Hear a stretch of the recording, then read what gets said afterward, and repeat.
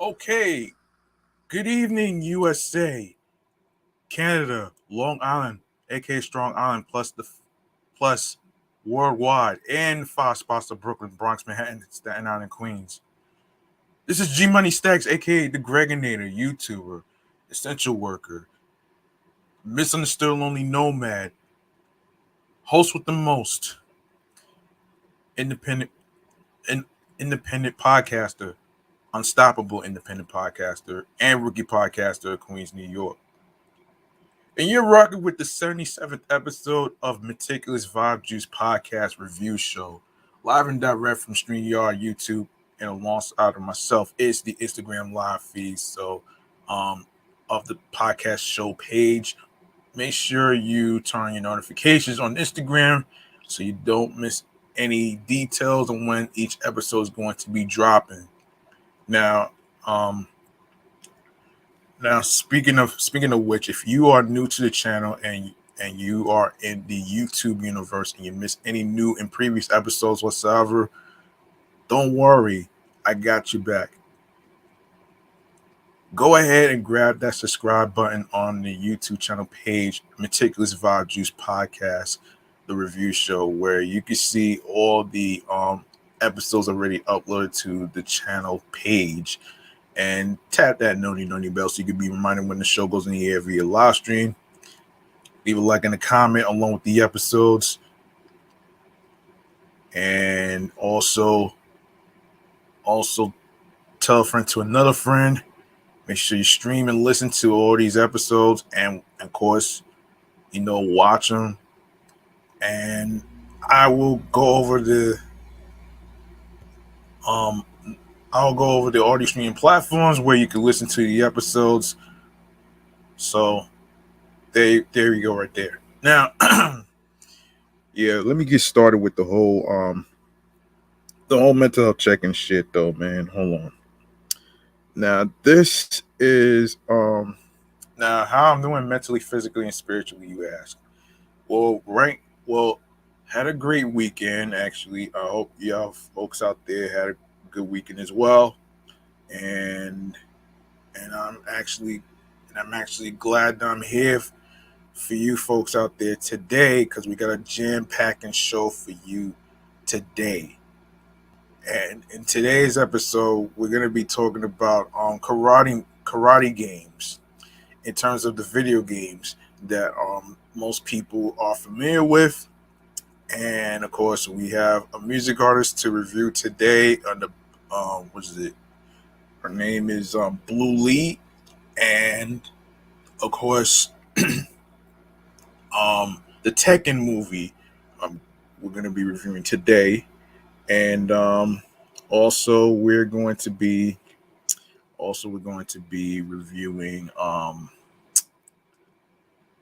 reviewing some games and some upcoming games that's coming up um this month. So of course, overall how I'm feeling mentally, physically, and spiritually, I am doing all right so far. I'm excited. um I have to always keep myself distracted from all the drama from my mother and stuff like that, because this is therapy for me. This is therapeutic for me. You know what I'm saying? And let's get into this shit right now, man. So first and foremost, I want y'all to get your cups ready, your water, your juices, mimosas, wherever it is, man, because we're gonna be taking a sip of this music Kool-Aid right now. So here we go. Hold on.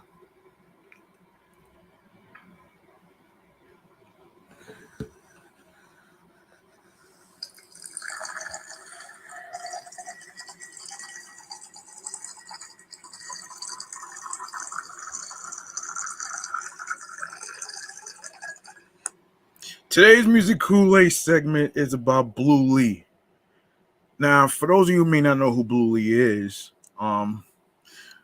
so here's a synopsis according to Spotify right here. Sky has no limit. It's just the view that's what Blue Lee believes in. You can be the writer of your own story. Be aware that you hold the pen in your own hands. Lead your own way. Discover, believe, create, and always stay real. On her journey, she traveled around the world to see cultures, meet new people with different minds, learn new new languages, and discovered herself, her passions, and her visions.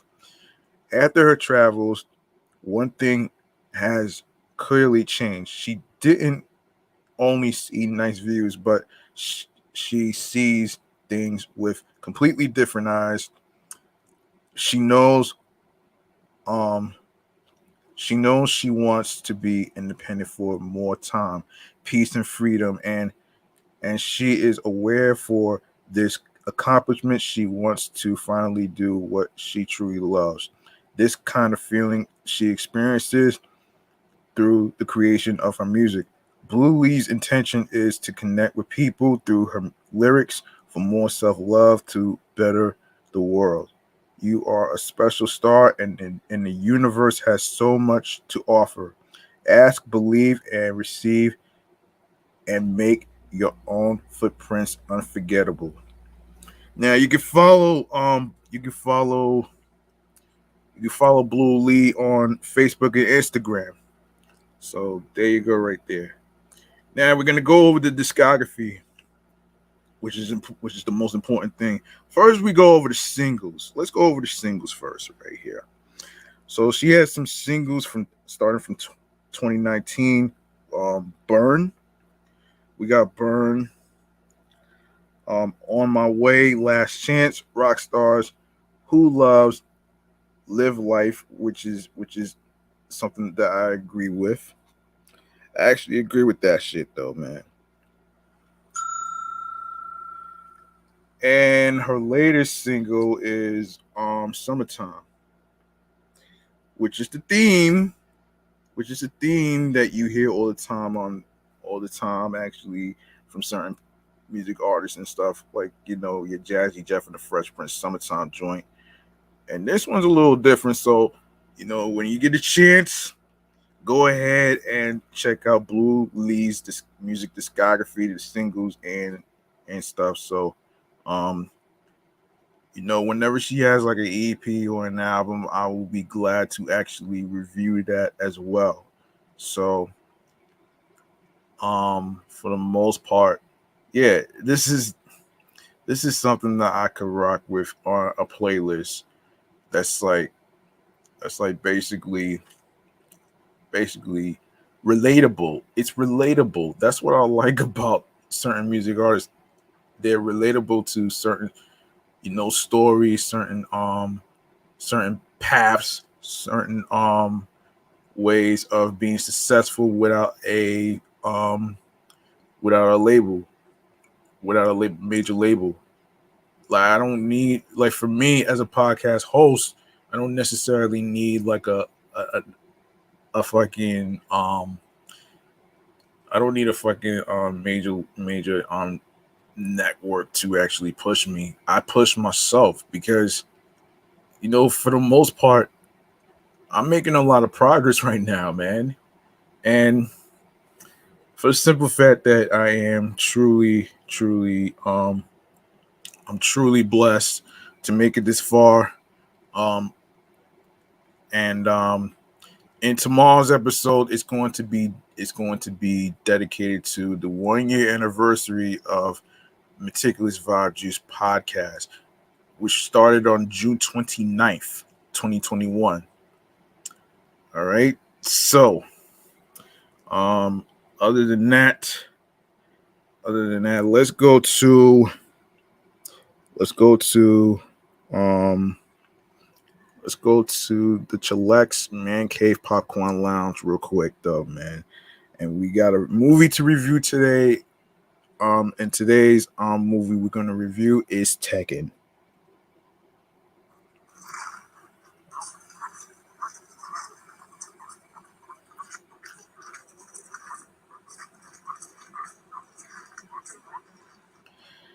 All right. Today's movie is is Tekken. All right, so here we go. So Tekken is a 2009 American martial arts film directed by Dwight Little and distributed by Warner Brothers and Anchor Bay Entertainment. It was written by Alan B. McElroy and is loosely based on the fighting game series of the same name, with plot elements borrowed from the first three Tekken games.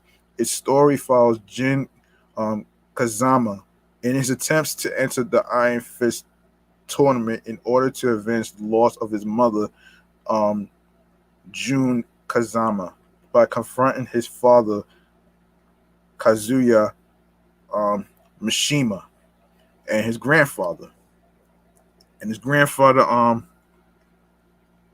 Um, Heihachi Mishima, the latter of whom he thought was responsible for her death.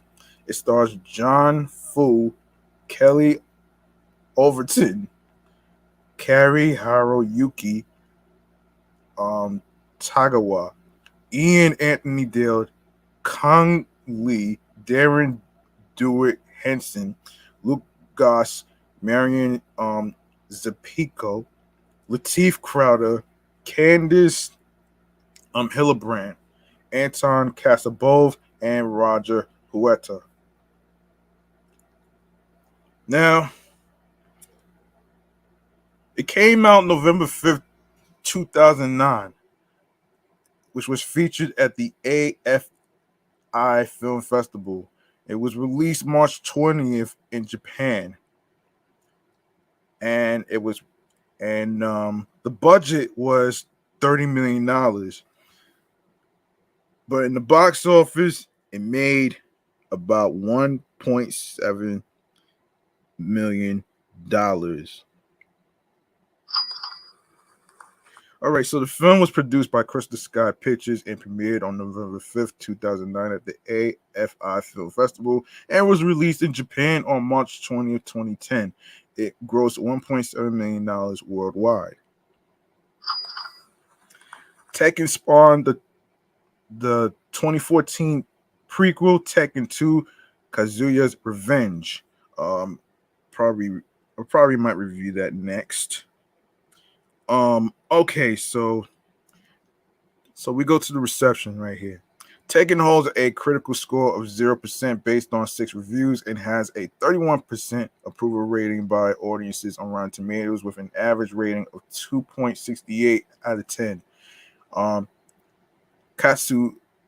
Katsuhiro Harada, director of the Tekken video game series, criticized the film that Hollywood movie is terrible. We were not able to supervise that movie. It was a cruel contract. I'm not interested in that movie. Reacting to Harada's comments, Nick Chester of Destructoid said the film is not great, but terrible is a stretch, saying that it does a decent job of trying to stay true to the look and feel of the games, and that the fight scenes weren't bad. Brian Orndorff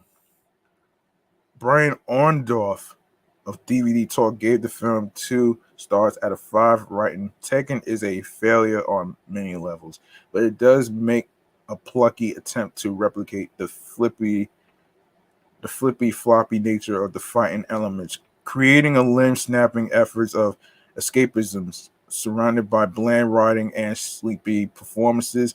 He opined that director Dwight H. Little shows off an impressive spectrum of fighting styles and intensity, though he goes a little crazy with trendy cinematographic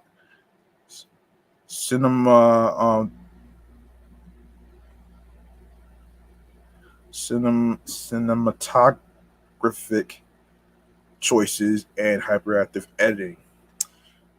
Paul Pritchard of DVD Verdict compared Tekken to other video game films adaptations. In the grand scheme of things, Tekken bests both Street Fighter, The Ultimate Battle, and Street Fighter, The Legend of Chun-Li movies with ease, but lacks the goofy charms of Mortal Kombat.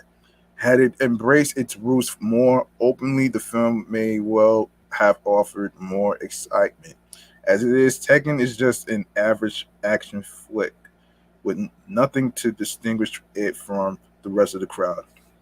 Now we go to the prequel. So the prequel goes like this. Okay. So Tekken 2 Kazuya's Revenge is a 2014 American martial arts film directed by Wick um Wick Chaos. It is the prequel to the 2009 film Tekken itself, based on the fighting games series with the same name. The film stars Kane Kozuchi, um, Raid Sabetsija,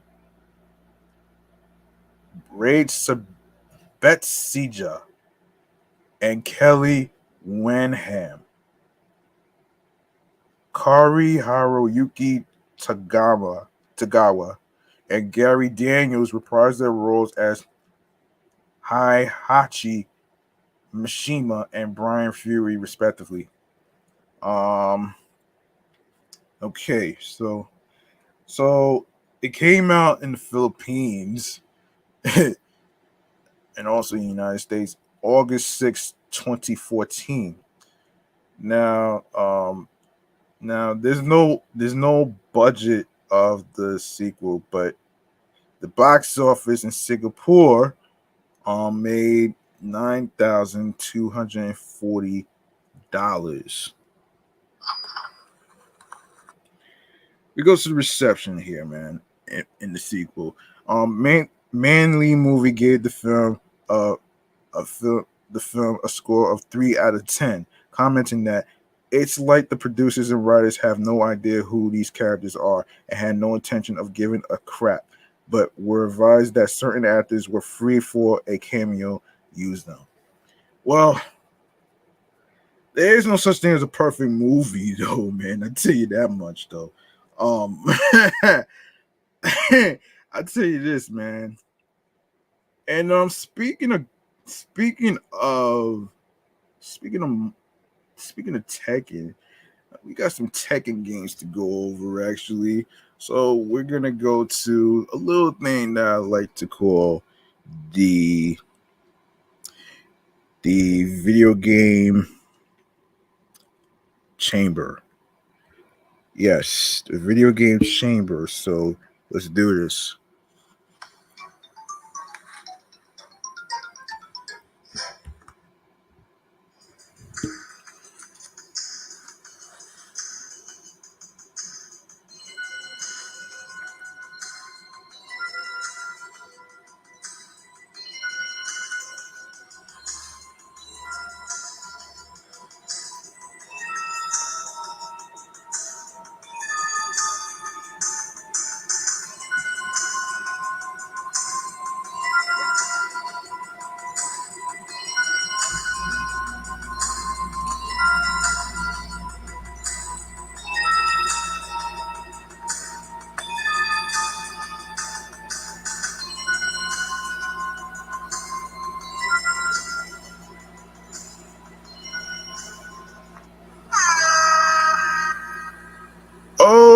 Okay.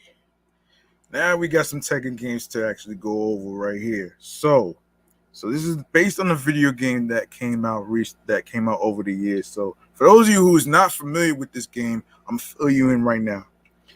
All right, so Tekken is a Japanese media franchise centered on a series of fighting video and arcade games developed by Bandai Namco Studios and published by Bandai Namco Entertainment. The franchise also includes film and print adaptations. And the main games actually hold on. In Japan, it came out December 1994, and Tekken Mobile came out 3 years ago, March 1st, 2018. And of course, it includes like the uh, the places, the platforms, which includes Android, Arcade, Game Boy Advance, iOS, Microsoft Windows, Nintendo 3DS, PlayStation 2, PlayStation 3, PlayStation 4, and PlayStation Portable. Nintendo Wii U, something like that. Xbox 360 and Xbox One. The main games in the series follow the events of the King of Iron Fist tournament hosted by the Mishima Zaibatsu, where players control a plethora of characters to win the tournament and gain control of the company. The conflict between the Mishima family serves as the main focus of the series plot, while players explore other characters' motivations in aiming to control the Zabatsu. The gameplay focuses on hand-to-hand combat with an opponent with the gameplay system, including blocks, throws, escapes, and ground fighting. The series later introduced combos and special moves, with characters also able to stage break arenas. Tekken is noted as being one of the first fighting games at the time to use 3D animation. Japanese video game developer Namco began this series in 1994 with the release of the self-titled first entry. As of 2017, it has 9 additional entries, 8 spin-off games, and has been adapted into 3 feature films and other media. Tekken 2, as well as the third game Tekken 3, are considered landmark titles. They received critical acclaim for their gameplay and more immersive experience. Subsequent titles have followed this concept and received generally positive critical responses. The series has been universally acclaimed and commercially successful, having shipped more than 53.5 million units, making it one of the best-selling video game franchises of all time and the 4th best-selling fighting game franchise in history. The main series has been widely credited by critics and video game publications for raising the standards of fighting games, praising it for its gameplay mechanics and value and replay value. Let's see. Yeah, there's so many Tekken games. Well, yeah, there's so many. Actually, yeah, we'll go over them. Okay, the gameplay. All right, so as with many fighting games, players choose a character from a lineup and engage in a hand-to-hand combat with an opponent. Traditional fighting games are usually played with buttons, which corresponds to the strength of the attack, such as strong punch or weak kick. Tekken, however, dedicates a button to each of the 4 limbs of the fighter. The gameplay system includes blocks, throws, escapes, and ground fighting. In the original Tekken, of course, players could only block attacks manually. From then on, starting with Tekken 2, characters automatically block while not moving forward or performing actions. A feature called neutral guard. Standing or retreating characters will block high and middle attacks with no input from the player, while crouching characters will duck high attacks and blow low ones. Normal middle attacks will low and middle attacks will hit um crouching players, high attacks and block low ones. Give me 1 second, folks. I need to get a sip of water. Stay with me.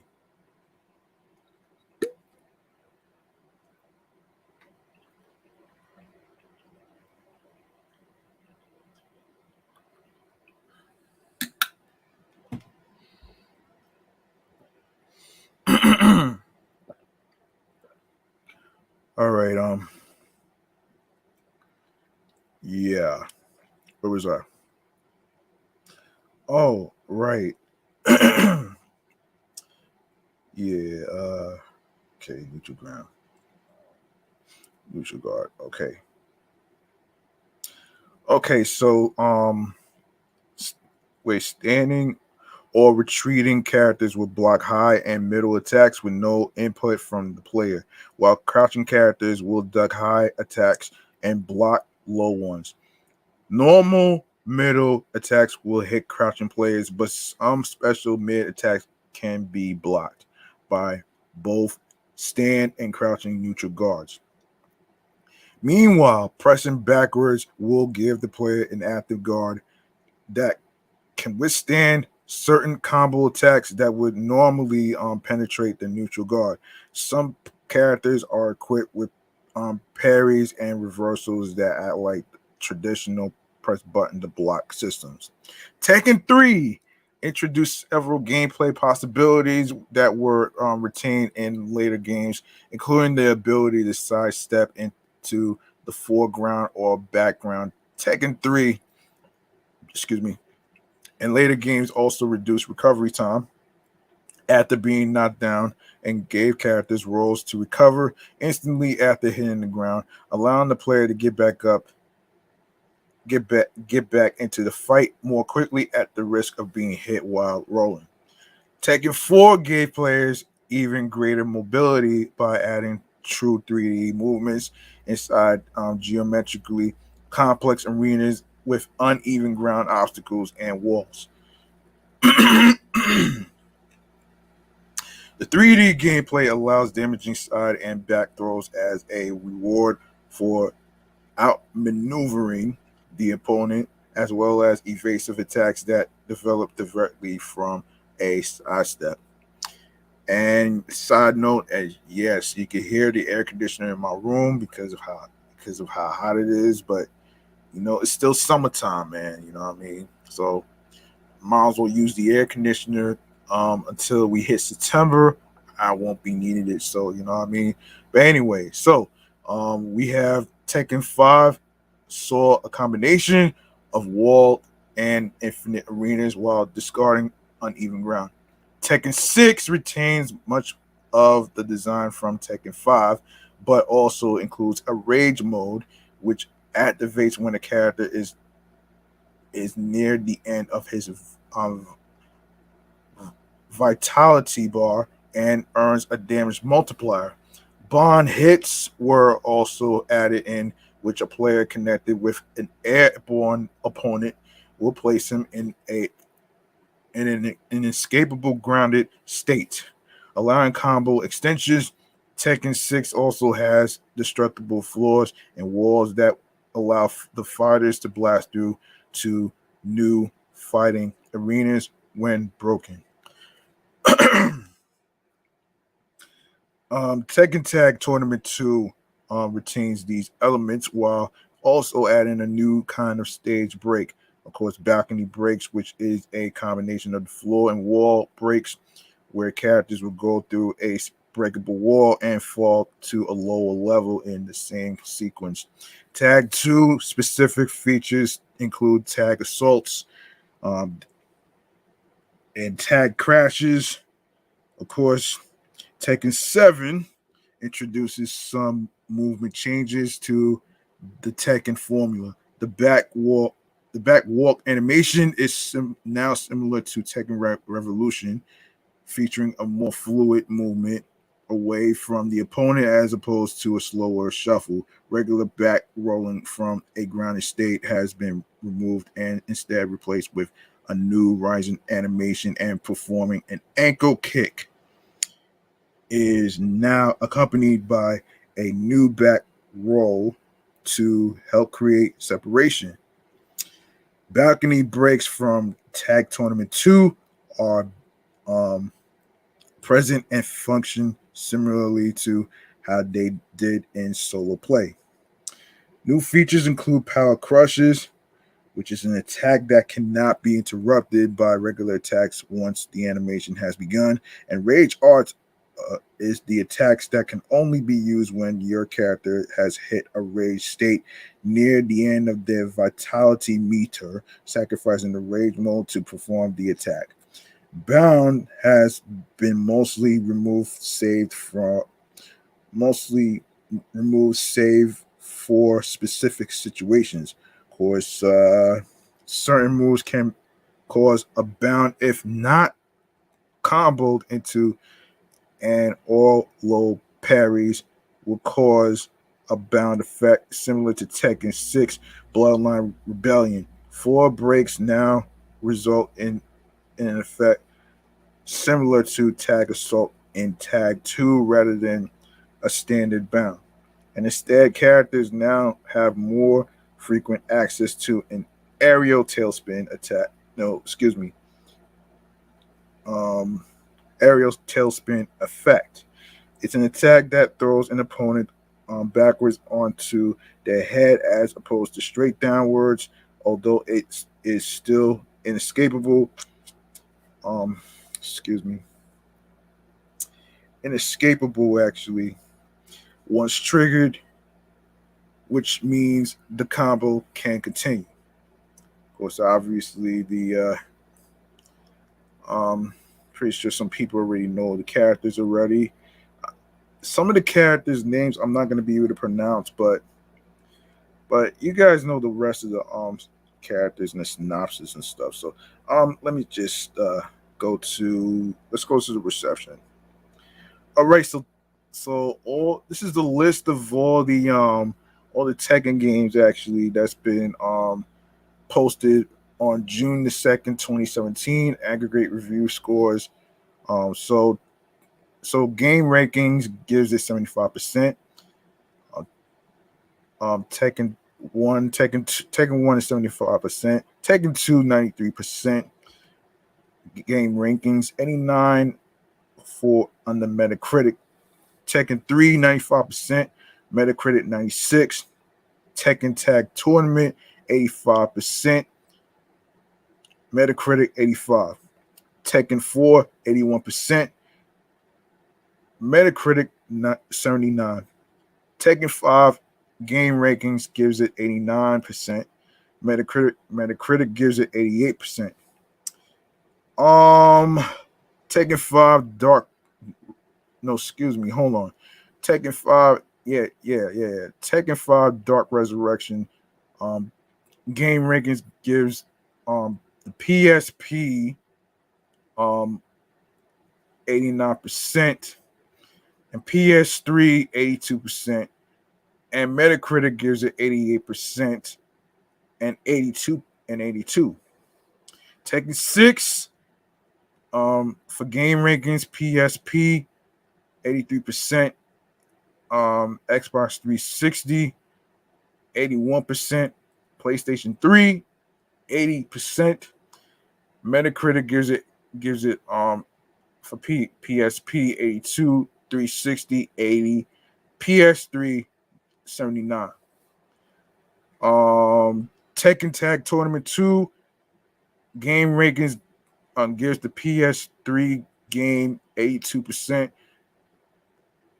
360 83%, Wii U, which is made by Nintendo, is 83%. For Metacritic, it gives 82. For PlayStation 3, Xbox 360 83, and Wii U for Nintendo is 83 as well. Tekken 7 PC 83 for game rankings.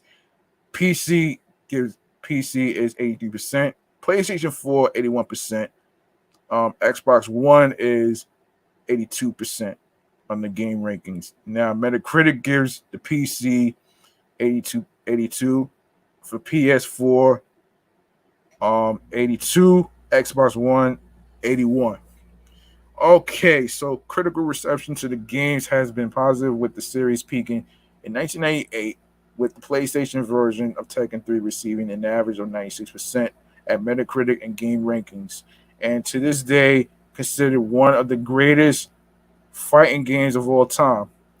In 1999, Next Generation listed the Tekken series as number 12 on their top 50 games of all time, commenting that in the transition from 16-bit to 32-bit, Tekken stole the crown from Street Fighter as the king of modern brawlers, with addictive fighting in its rawest form. Developers of non-Tekken games have commented on the series in various ways.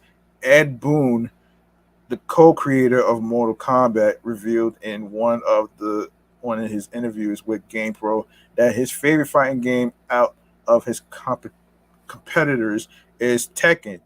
Both Sega and Namco have shown interest in a possible crossover between Virtua Fighter and Tekken, which came in the form of Project X Zone and its sequel for the 3Ds. The series has often been labeled as a rival to Virtua Fighter, as the two became the most famous 3D fighting game series. On the other hand, Tomonobu Itagaki, designer of the Dead or Alive series, which I will review next, expressed dislike for the Tekken franchise to the point of placing it as one of his most hated games. In 2004, Shaun of the Dead characters Pete, Sean, and Ed stayed up all night drinking apple schnapps and playing Tekken 2. Tekken 3 is considered one of the greatest games of all time. In 2012, Complex ranked Tekken at number 11 on the list of the best video game franchises, commenting in quote, just when we thought that the Street Fighter franchise was going to be the epitome of fighting games, Tekken came to make it share its portion of the knuckle busting pie. Tekken has cult like fans who live and breathe the moves and storylines. And of course, for sales, as of November 2021, the Tekken franchise sold over 53.5 million units of games, with a large portion of sales achieved while being exclusive to the PlayStation series of consoles.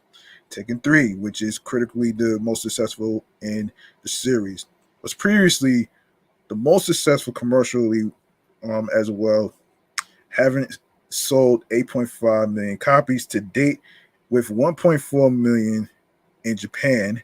Tekken 7 surpassed the record by reaching 9 million sales in June 2022 of this year. So let's see what will.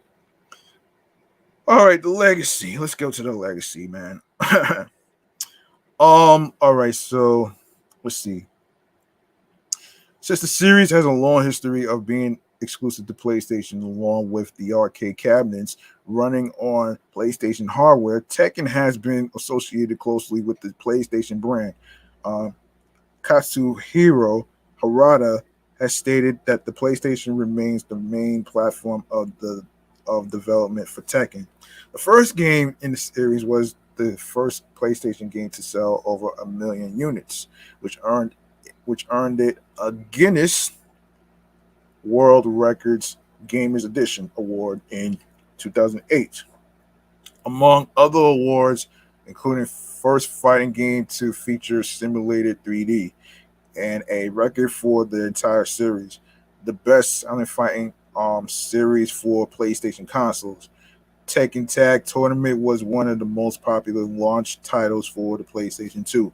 Another game developed by Namco, Soul Calibur 2, included exclusive characters for different console versions and featured um, Heihachi Mishima, a character that has been in all Tekken games and the protagonist of Tekken 2, exclusive to the PlayStation 2 version. He was also playable in PlayStation All Stars Battle Royale and is Hareda's favorite character in the series.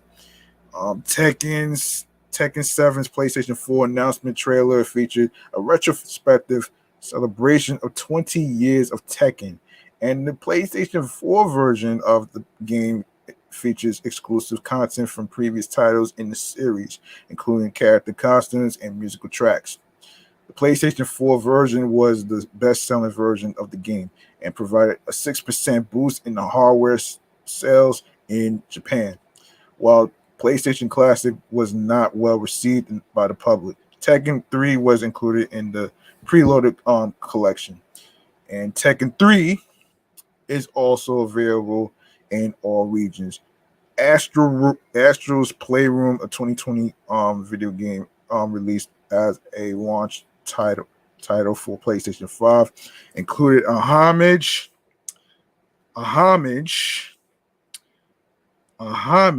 to um the Tekken series. The inclusion was supervised by Harada as well.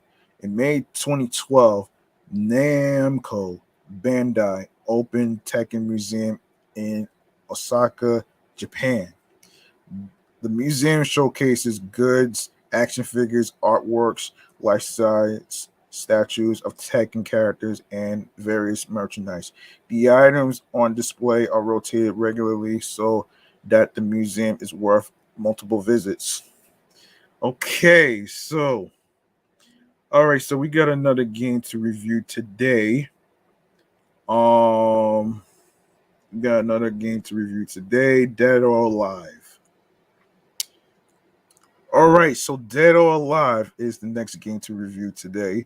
It is a media franchise based on the fighting video game series produced by Tecmo and developed by Team Ninja. It is primarily composed of fast-paced 3D fighting games that begun with the original Dead or Alive in 1996. The series received critical and universal acclaim with the sequels Dead or Alive 2 in 1999 and Dead or Alive 3 in 2001, which are considered landmark titles. DOA is the creation of um, Tomonobu Itagaki, who has since left the company and is no longer working on the series, which continues without him. All right. Now, DOA is not Death of Auto Tunes, folks. I know what you're fucking thinking. It's not Death of Auto Tunes, folks. It's not that. Matter of fact, let's look at what the DOA stands for. Okay. All right. What does DOA in video games video in video games mean? Okay, so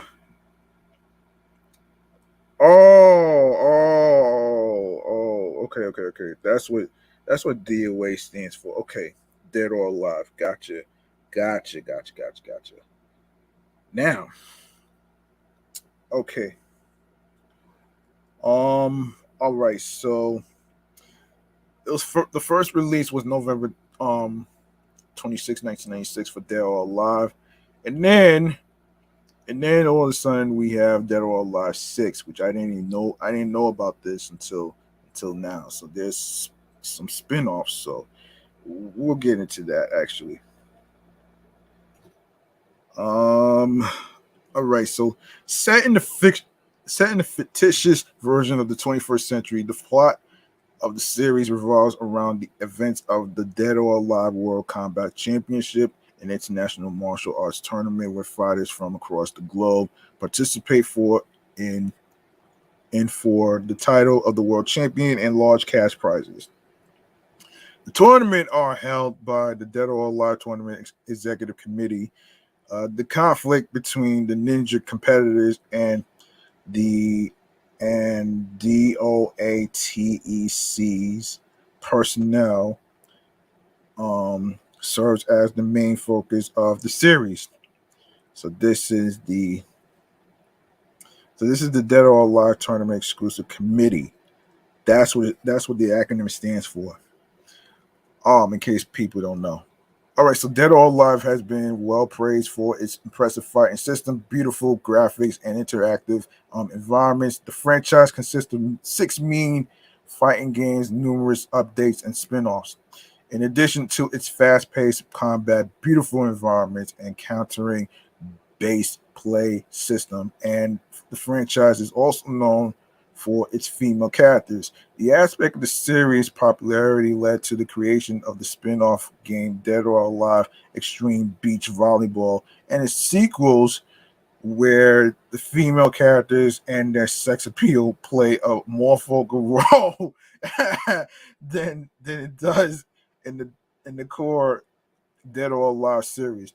A live action film adaptation, Dead or Alive, was released in 2006. Interesting. Let's see. Let's see about this, man. Wow. Wow. Hold on a minute. That's, yeah. You know what, though? Hold on. I don't know if I should review. Oh. Yeah. I'm not going to review that. All right, let's get to the gameplay. All right, so the gameplay goes like this. Dead or Alive series focuses on fast-paced gameplay in a three-dimensional playing field. Like other modern fighting games that attempt to emulate real-life martial arts, DOA, which is Dead or Alive's input system, is designed so controls correspond to the game's character's actions. If the character moves forward with a punch, the controls most likely would include the punch input and pressing forward on the directional pad. The comparison to others in the fighting game genre, such as Virtua Fighter. The series places emphasis on striking characters quickly and efficiently. There is an emphasis on quick combos and air juggles, since the game's countering system and fast recovery times prevent slow technical sets of moves in most instances. Oh man, one of the series' most innovative additions to the genre is its countering system, also known as the triangle system. the, the basic gameplay of the series is based on the countering system with three basic moves: blows, throws, and holds. Blows beating throws, throws beating holds, and holds beating blows. Beginning with the original Dead or Alive, players could tap the guard button in a direction corresponding with the anticipated attack, which would do a powerful counterattack known as counter hold. Counter holds must be timed correctly and match the direction of the attack being countered. If the attack targets the torso, the player must also take into account is the attack a punch or a kick. The series controls also make the instances of speed and simplicity more congruent with the focus of timing and combos in mind, as the commands for basic attacks are widely considered more straightforward than most video games.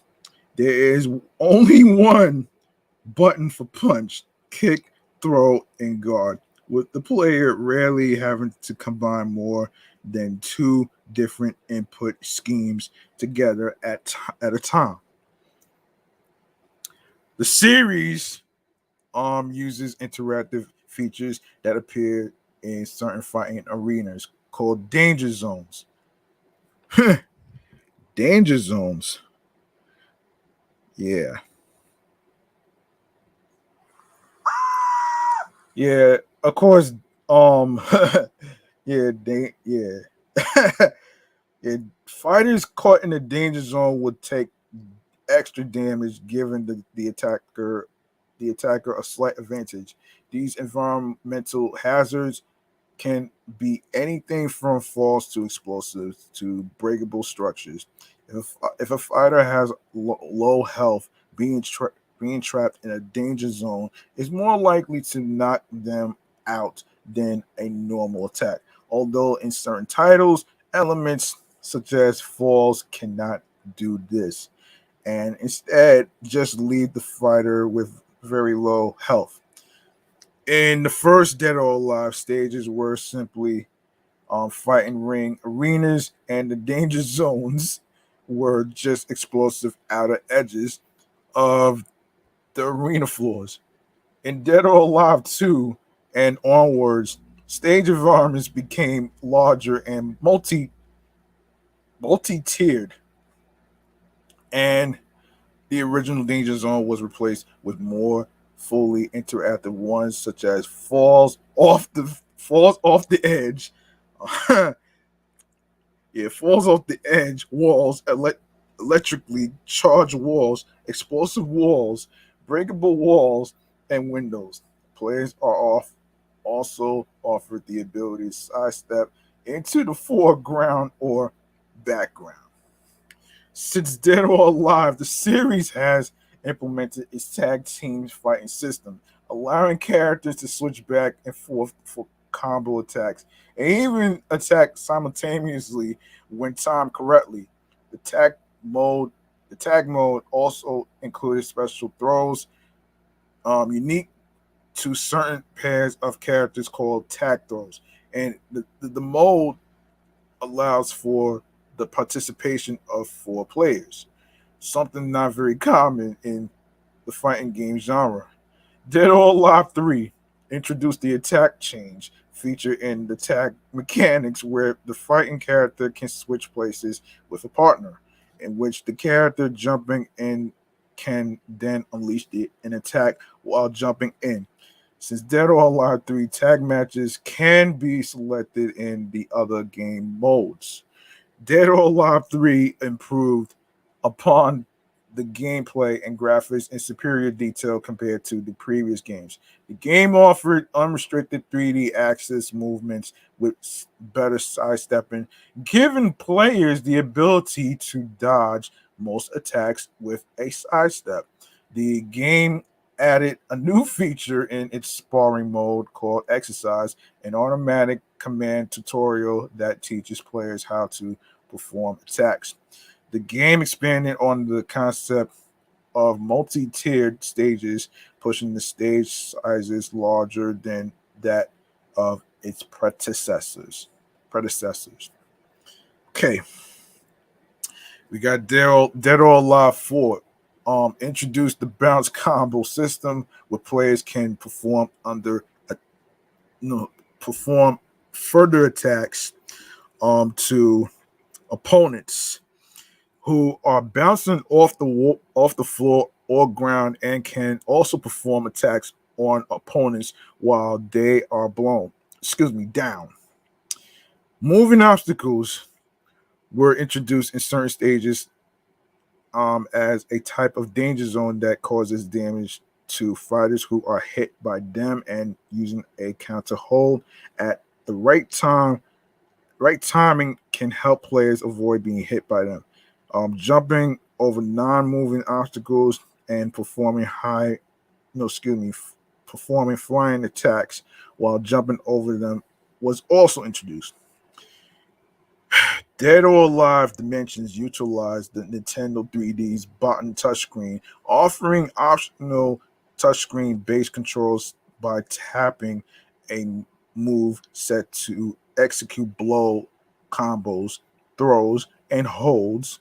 Since Dimensions, the series supports in game frame data that can be displayed during training mode.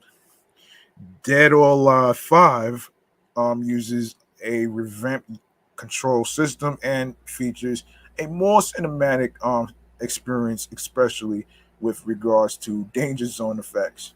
Power Blow is a triggered powerful attack that can enable the player that is low on health to knock the opponent character away in a selected direction, possibly initiating cinematic quick time event called Cliffhanger.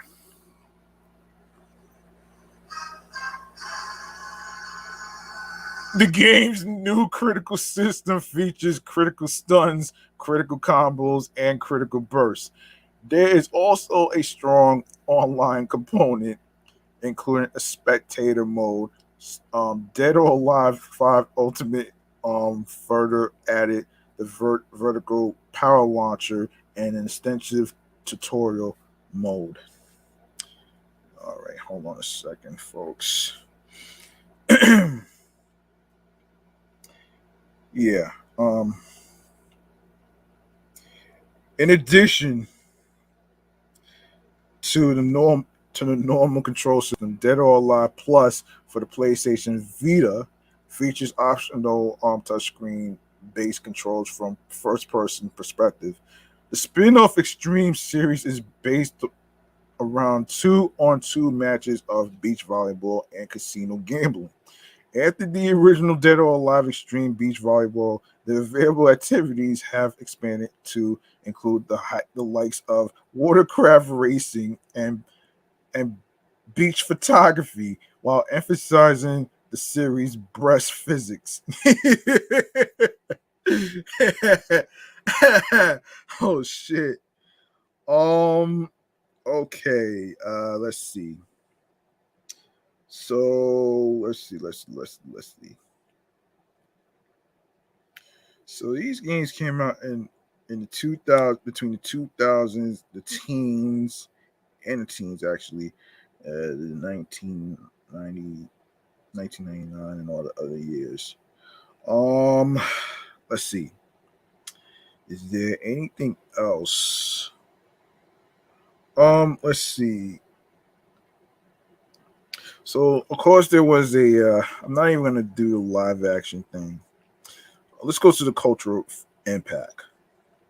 So the series has a fan base. Fans of the Dead or Alive series have made artwork, books, mangas, fan fiction, fan art, fan games, fan videos, fan songs, fanacts, fan dubs, fan subs, fan mails, fan sites, fan speak, fanzines, um, anime music videos, fan films, fan edits, fan translations, cosplays, fan translation designs, folk music, fan clubs, doujin, and gaming conventions about the series. A number of fan games have been inspired by the game mechanics of the Dead or Alive series. Now we go to the reception. All right, reception time. Okay, aggregate review scores as of March 29th, 2019. Dead or Alive game rankings gives the PlayStation. Wait, hold on. I'm not sure what the SS stands for. Game rankings gives it 83.92%. And of course, 82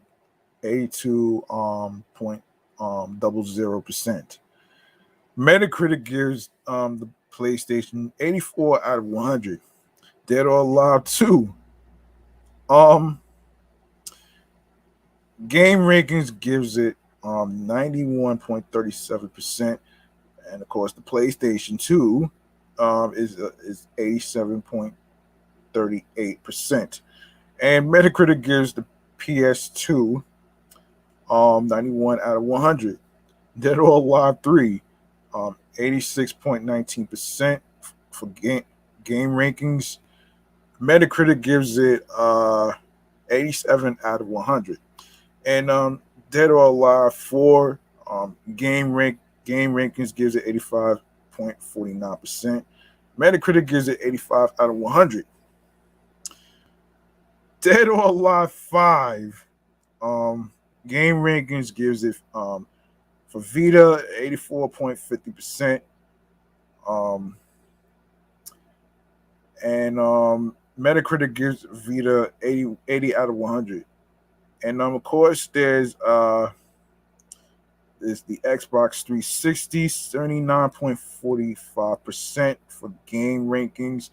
Xbox 360 for Metacritic gives it 76 out of 100.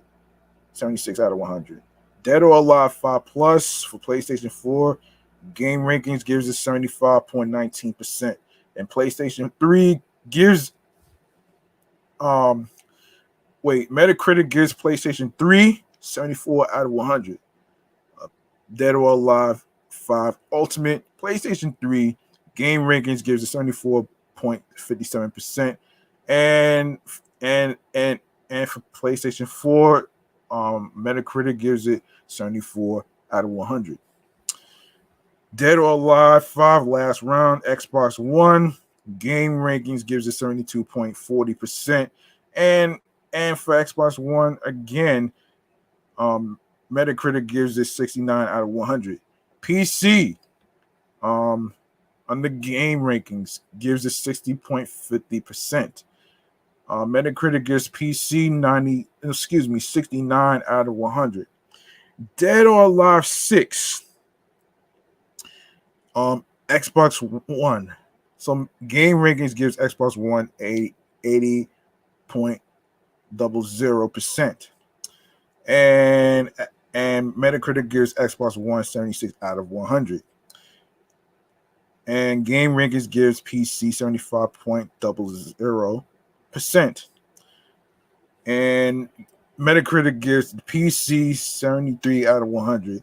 PlayStation 4 on the game rankings 72.13%. And Metacritic gives PS4, PlayStation 4, of course, 72 out of 100. And of course, Dead or Alive Ultimate game rankings gives it 84.14. And Metacritic gives it 83 out of 100. Dead or Alive Dimensions 82 game rankings gives it 82.02%. Metacritic gives it 79 out of 100. Dead or Alive Extreme game rankings gives it 74.24%. Metacritic gives it 73 out of 100.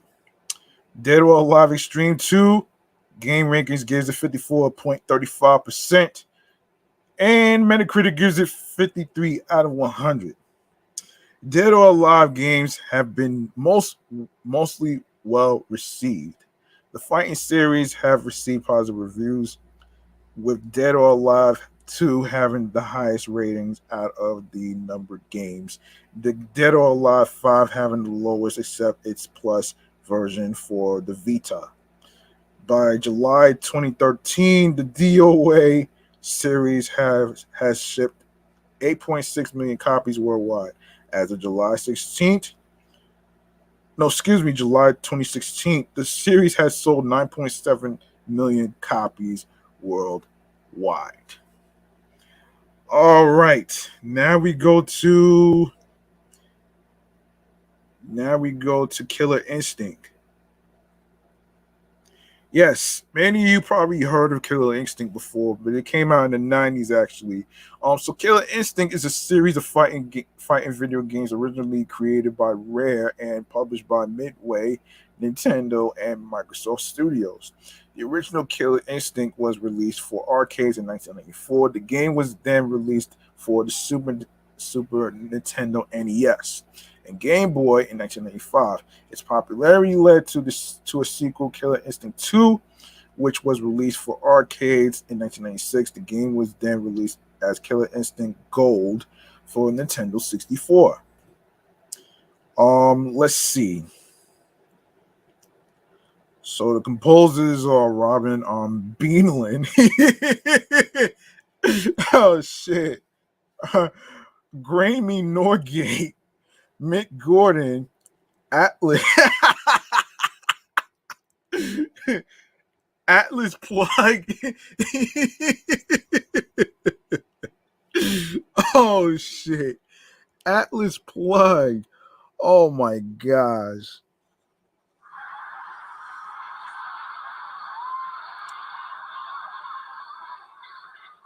Cell Dweller. Oh man.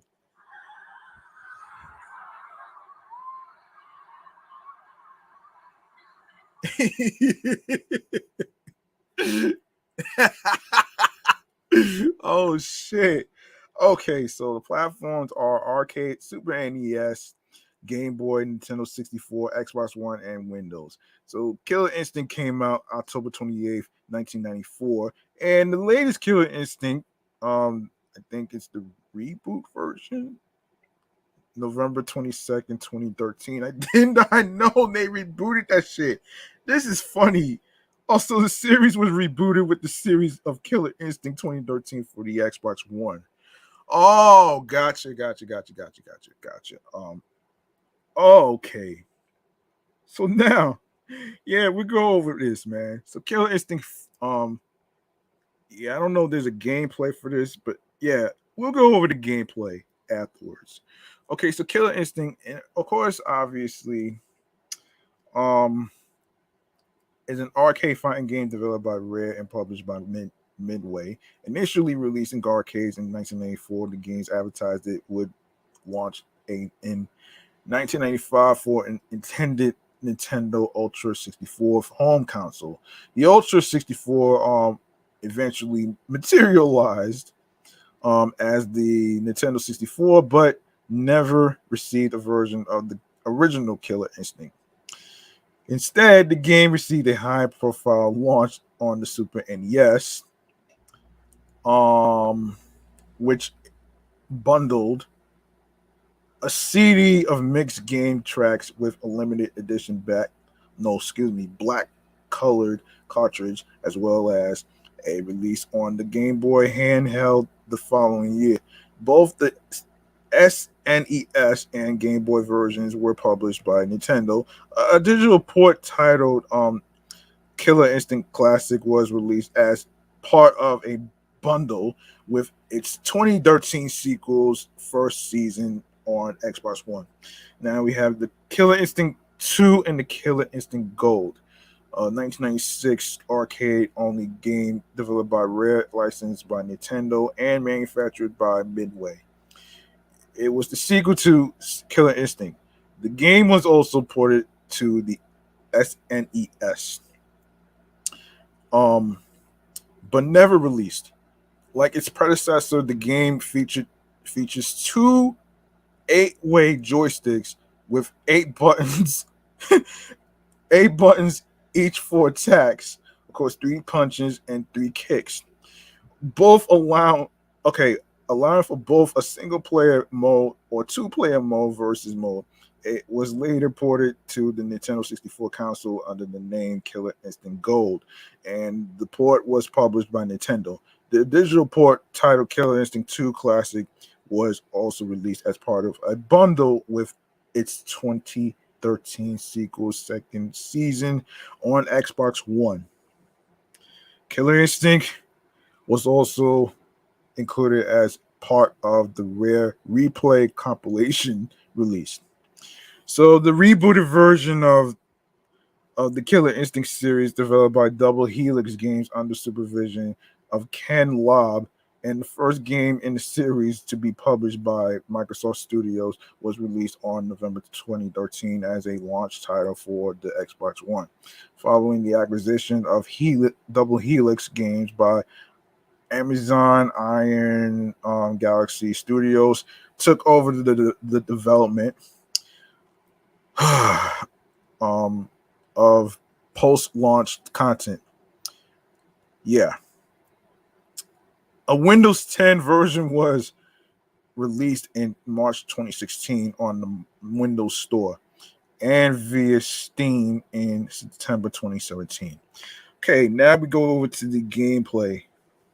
Okay, Killer Instinct is a fighting game featured one-on-one combat. The game borrows the attack set of Street Fighter and is also inspired by the finishing moves from Mortal Kombat.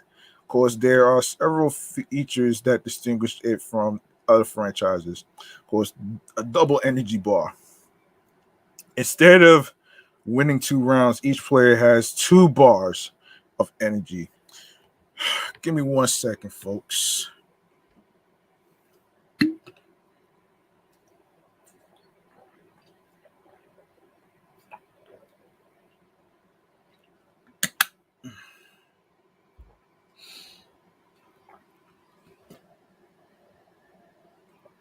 All right. All right, this is where I'm at. Okay, here we go. If a character finishes with his or her opponent's first life bar, the fight stops and resumes like a round. But the winning character still keeps whatever amount of energy they had at the moment. At that moment, the player who depletes his or her opponent's second life bar wins the bout. Automatic combos, rather than press the necessary buttons in order to deliver the individual attacks that form a combo. In Killer Instinct, the combos are automated and can be enabled by inputting a determined button or special move, which causes the character to excuse me, um, causes the character to deliver a string of hits. Finishing moves present in the first and second games and bearing resemblance to Mortal Kombat's fatalities. Each character has at least two moves known as No Mercy. Of course, the danger move in later revisions. In order to kill the opponent in a violent manner, one of these No Mercy moves can be executed at the end of a combo. Of course, when the opponent's life bar flashes red, although it uses a different combination of movements. Unlike a Mortal Kombat fatality, the No Mercy move does not involve gore and dismemberment. Another finisher is the humiliation. That forces the opponent to dance, but this can only be used if the player has his or her first life bar. Finishing moves that kill the opponent can change the ending that the player receives upon winning the game if the opponent is significant to the player's story in Killer Instinct 2. Ultra Combo, another finisher, it operates like an ultimate combo, though this one allows the character to deliver a long string of hits as the combo finisher instead, using usually surpassing 20 hits and can sometimes reach upwards of 80 plus hits. Ultra combos kill the opponent, which can change the ending that the player receives upon winning the game if the opponent is significant to the player's story and if the game implements multiple endings per character.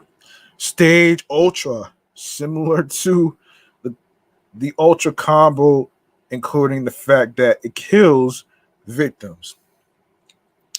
Um,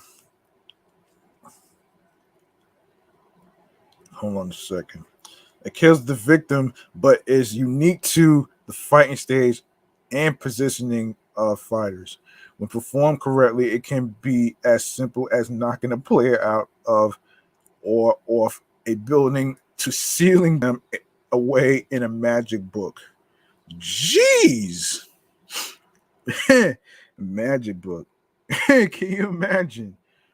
Combo breaker. The player who is being caught in a combo may break out of it by performing a combo breaker move. The combo breaker is a a designated special move of the player's character.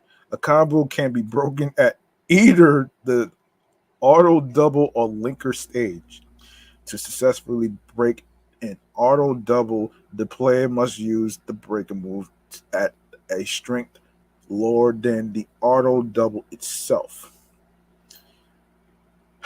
So, to break a medium auto double, the player must use a quick breaker.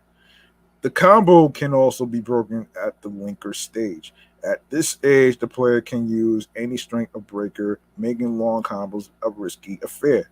Also, after performing a combo breaker, a white starburst will appear at the tip of the breaker's health bar, enabling advanced versions of some special moves that require a different command. In the 2013 Xbox One title, the break-in methods are more specific, where the break must be the same strength as the opponent's chosen attack. Um, Openers and enders cannot be broken. Um, if successful, the player knocks away his or her opponent, but does no damage. Um, if the strength of the break or the timing of the break are not correct, The breaker is locked out from attempting another break for 3 seconds. Knockdown value. Introduced in the 2013 title combo attacks deplete very little health as they are executed, instead building up a damage potential that must be banked with a finisher attack. While a combo is executed, the knockdown value meter fills. If the combo is not finished when this meter is full, the combo is immediately ends in a blowout attack, and all potential damage begins to regenerate. Instinct mode can be used to reset this gauge back down to empty and string even longer combos. Oh boy. Yeah, longer combos. Okay. Instinct mode. Here we go. Introduced in the 2013 title as a player takes damage or performs combo breakers in an instinct mode, gauge fills up. When full, the player can activate it to earn a unique bonus onto themselves, such as Jago's and Endokukin projectiles, firing twice and gaining a life drain effect, and Black Orchid being able to summon fire cats for attacks. If activated mid combo, the knockdown value is reset in addition to any other bonus. Wow. Um Counter Breaker. Introduced in the 2013 title, this is akin to preempting the combo breaker. When an offensive player strings together a combo, they can mix in a counter breaker feint at any time. If the opposing player responds with a combo breaker with any strength, they will be immediately be placed into a longer normal lockout, and the player's knockdown value will be reset, allowing an even longer uninterrupted combo. If the fight is not met with a combo breaker, the player is left vulnerable to attack. So there you go, right there. And yeah, and I think you probably gotta look at the characters already. You probably know about this already, so I don't have to go through that. And now the last games of the video game chamber is Double Dragon. I remember me and Eli used to play this game, man, when I was in Florida, which is crazy. And I remember playing it because I was like, how did I do that quick kick? I'm over there pressing buttons and I don't even know how I did that quick kick, though. That's crazy, man.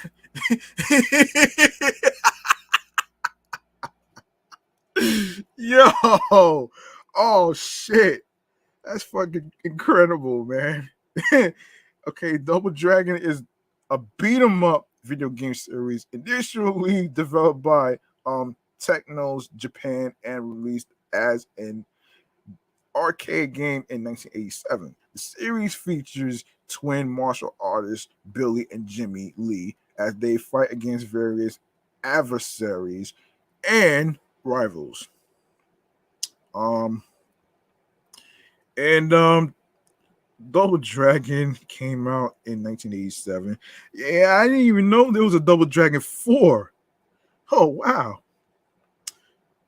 Okay, so the original Double Dragon was a blockbuster hit arcade game, ushering in a golden age for the beat 'em up genre, resulting in a flood of beat 'em ups during the late 1980s to 1990s that followed the conventions set by Double Dragon due to the popularity of the game series. A 1993 animated series and the 1994 live action film adaptation were produced.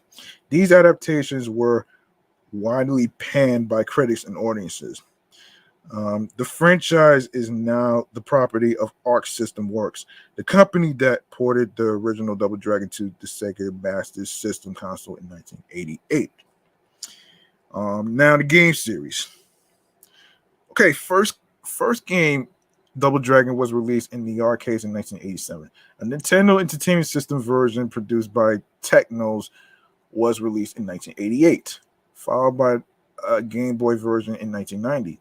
Various licensed versions were also produced by other developers for gaming platforms such as the Master System, Atari um, 2600, Atari 7800. I don't know if anybody remembered the Atari game system like I have actually.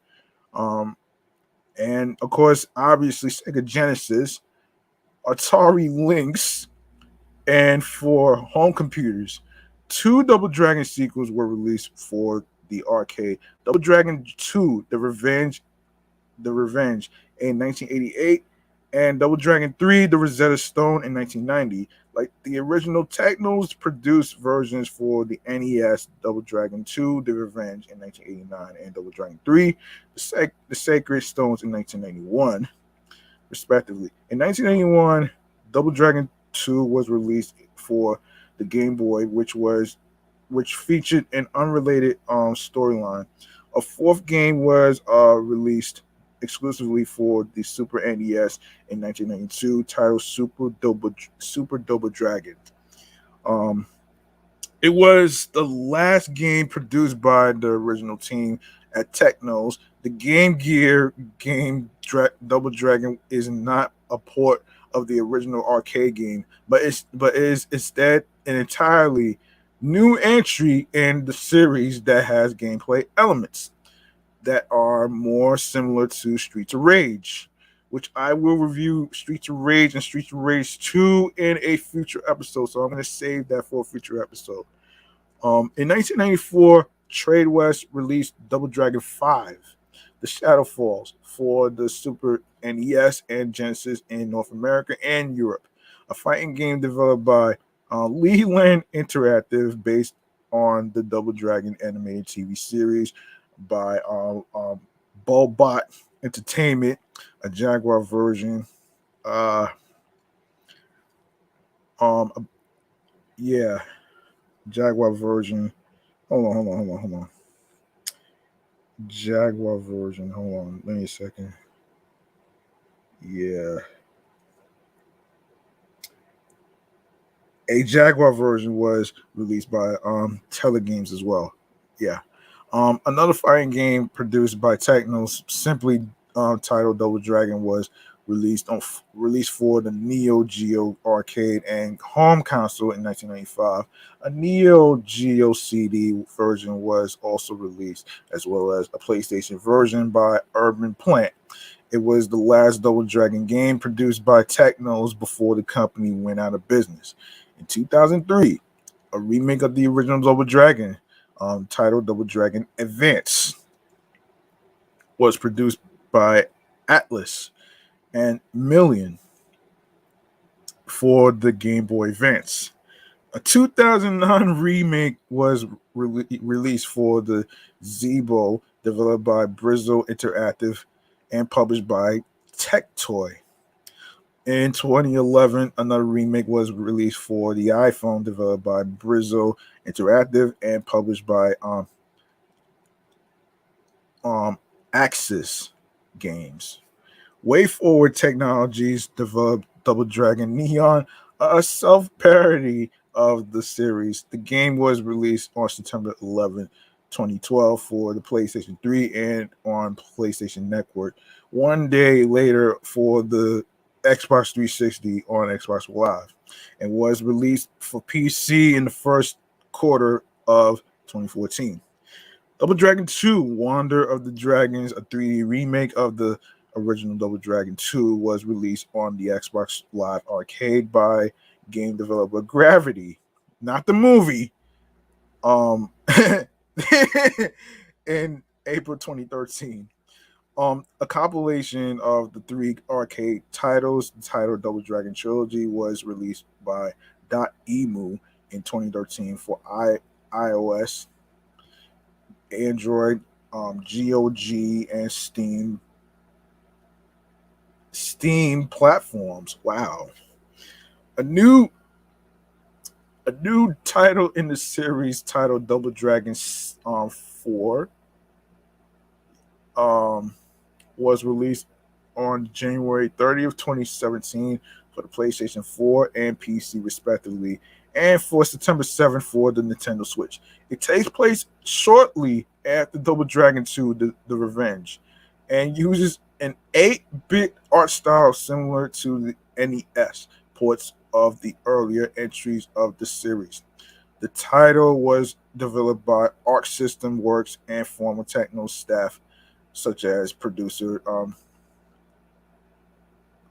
Ta- Kayomi Kaneko, director Yoshi Yoshihisa Kishimoto, character design Koji Ogata, composer Kazunaka Yamane, and programmer Kei Oyama. Okay. Let's see. And I didn't. Well, wait. There is a. I didn't even know there was a. Whew, there was a. There was a. Yeah, I only did like. It was a. Yeah, I didn't know that. I knew about the cartoon, but I never really got into it too much, though. Let's see. Let's see. Yeah, it didn't really last. I'm not gonna really go into it too much, though. All right, so we're gonna get into the other game, Double Dragon 2. I'll try to get to 3, 4, and 5. So, all right, Double Dragon 2: The Revenge is a side-scrolling beat 'em up produced by Technos Japan, originally released as a coin-operated arcade game in 1988. It is the first sequel to Double Dragon released during the previous year. The sequel involves Billy and Jimmy in a mission to avenge Billy's girlfriend, Marion, after she is shot to death by the Black Warriors leader Willie, who is retaliating against the Lee brothers after his defeat at the end of the previous game. Double Dragon 2 was initially developed as an upgrade kit for the original Double Dragon, but evolved into a standalone game due to an increase in memory size, uh, resulting in developers reusing assets for both games. and it was released in North America in 1988, December 1988, and then in Europe in 1989. And let's go to the gameplay. Gameplay goes like this. The arcade version of Double Dragon 2: The Revenge begins with Marion, the Desmo in distress from the original Double Dragon, being shot to death by the leader of the Black Warriors. Once again, the players assume the role of brothers Billy and Jimmy Lee, who are now tasked with the duty of avenging Marion's death. The arcade version of the game is essentially an improved version of the original title. The biggest change in the game's controls are the replacement of the original punch and kick buttons with two directional base attack buttons, of course, left attack and right attack, similar to Renegade. Oh, shit. Renegade, wow. Pressing the attack button of the player's current direction will do a standard series of punches. Um, while pressing the opposite attack button will perform a back kick. A few new moves are added as well, including a hurricane kick. Similar to Double Dragon, the game is divided into 4 areas or missions: a heliport, a lumber storehouse, a farm, and the gang's new hideout. The player must defeat a boss at the end of each mission, as well as one or more sub bosses along the way. Uh, Many of the enemy characters from the first game return for this one, but with altered appearances with new attacks, the variety of weapons they use has been altered. Weapons carried by enemies include shovels, knives, chain whips, and grenades. And in addition, crate logs and steel balls can be picked up and thrown. The enemies as follows, of course, Williams, low-ranking member of the gang who uses knives and shovels. Roper, not to be confused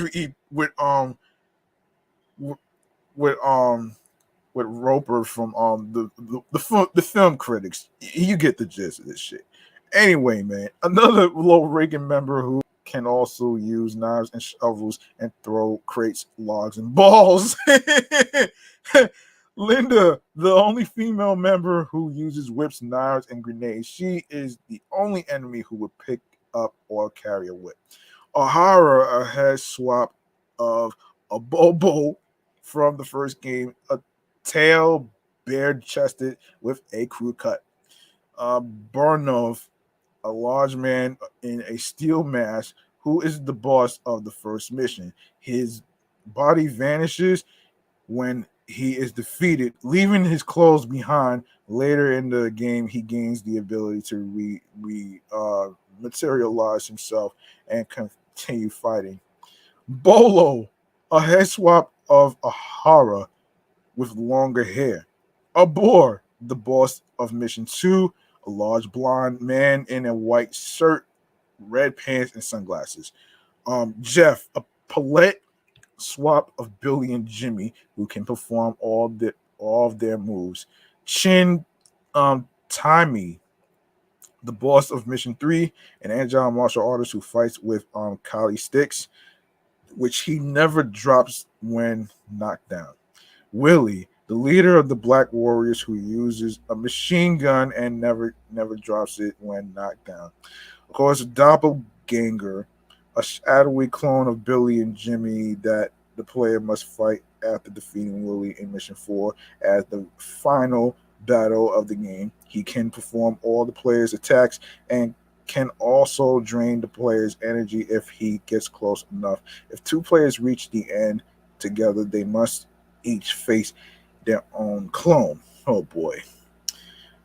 The player has a life meter that depletes upon being hit, and a timer runs during each mission. One life is lost if either of these reaches zero, or if the player falls off the bottom of the screen or into a pit or better spikes. Sheesh.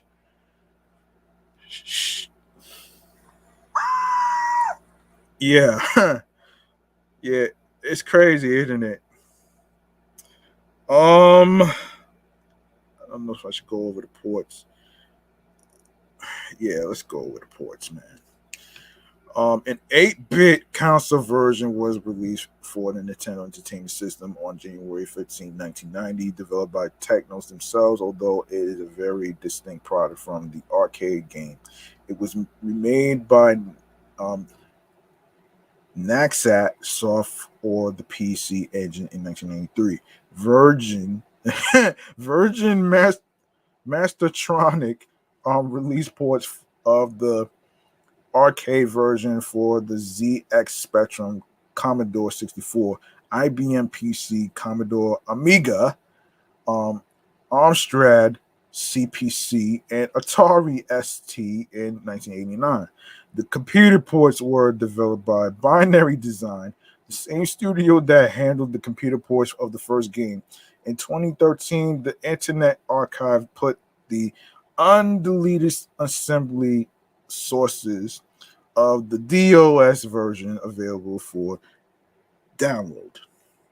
The Mega Drive version of Double Dragon 2 The Revenge was released by Palsoft exclusively in Japan on December 20th, 1991.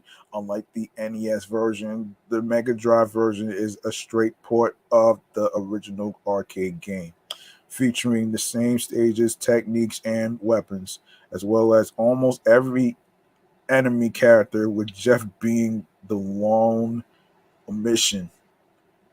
The only significant change to the level designs was in Mission 2, which was substantially changed in order to make it a longer and more complex stage.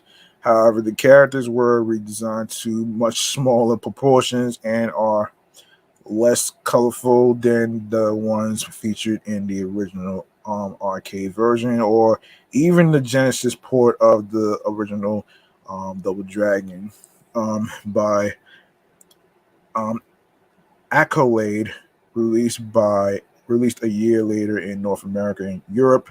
The game has compatibility issues when played with a 6-button controller, suffered suffering from slight input lag when the players moved their characters with the directional pad. Double Dragon 2 was re-released in 2013 alongside the other two arcade games in a compilation titled Double Dragon Trilogy, produced by Emu, which was released on iOS, Android, and Steam platforms. Um, the NES version of the Double Dragon 2 was re-released in North America as a downloadable title on all three systems available for the service. You got Nintendo Wii, the 3Ds, and Wii U. It was also released for the Virtual Console in Japan and Europe. The NES version of Double Dragon 2 was re-released as a free downloadable title for the Nintendo Switch on June 12th, 2019, provided the user has subscribed to the Nintendo Switch online service. Now we go to the reception first.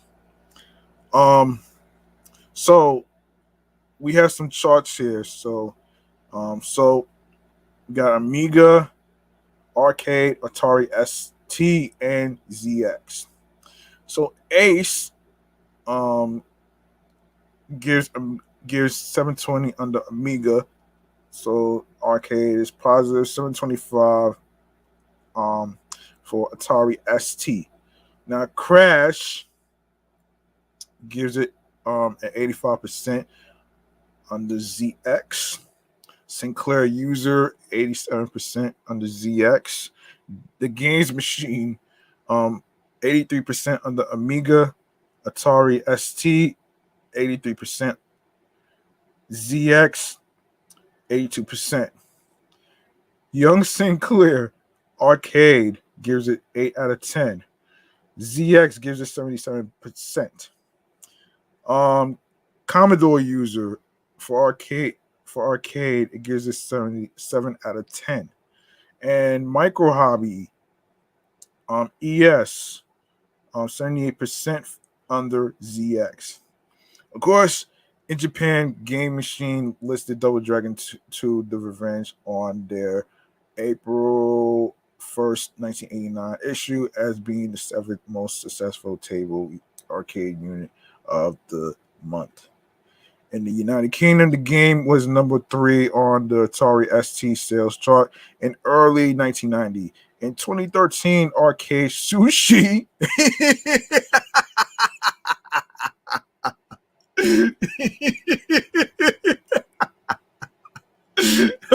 oh, oh man, oh man,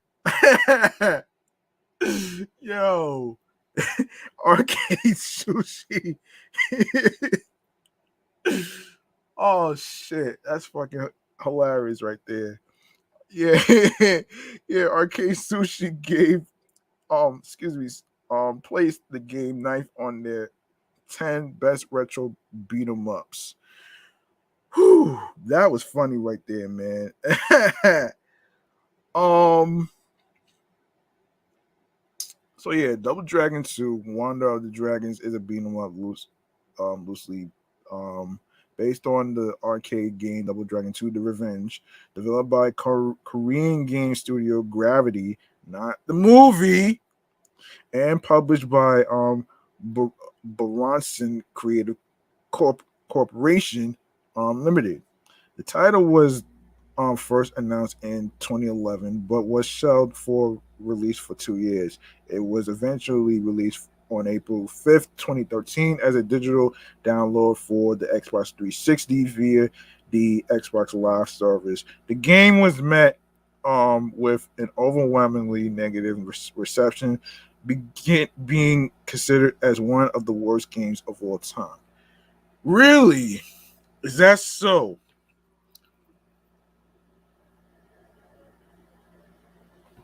Okay, let me see. I think I'm gonna go over let me see something, man.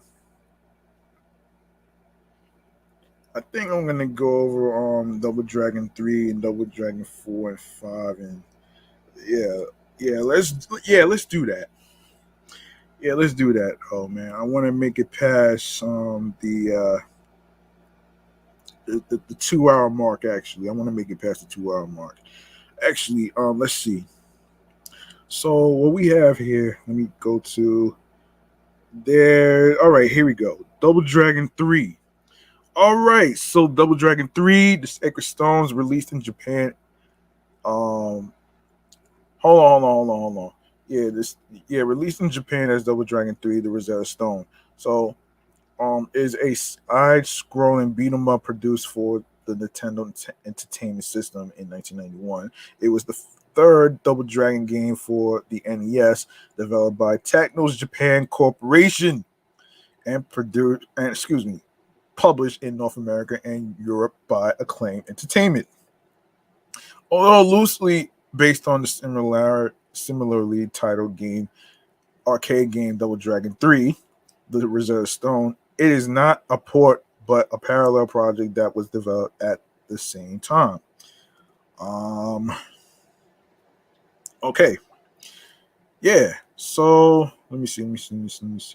Yeah. So it was released in Japan February 22nd, 1991, North America February 1991, in Europe 1991, and Australia 1994. Okay. And we go to the gameplay.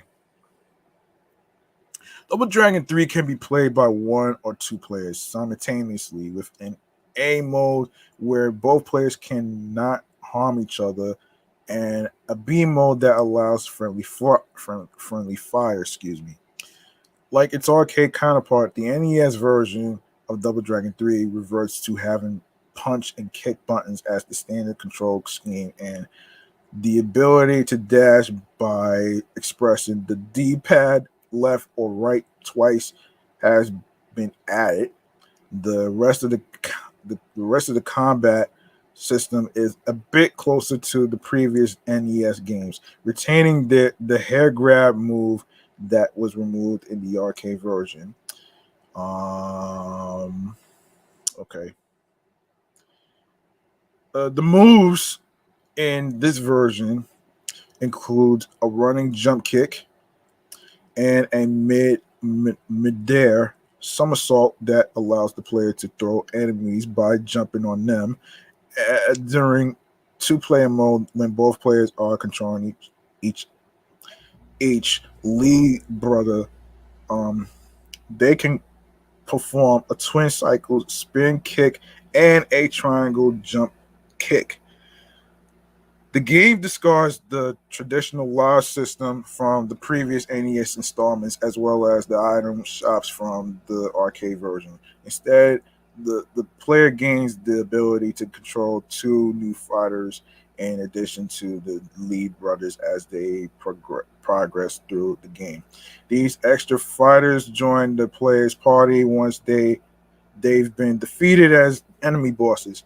Chin Saimi, a Chinese martial arts master, joins at the end of mission two, while Yagyu Ranzu, the head of a ninja clan, appears at the end of mission 3 by pressing the select button at any point.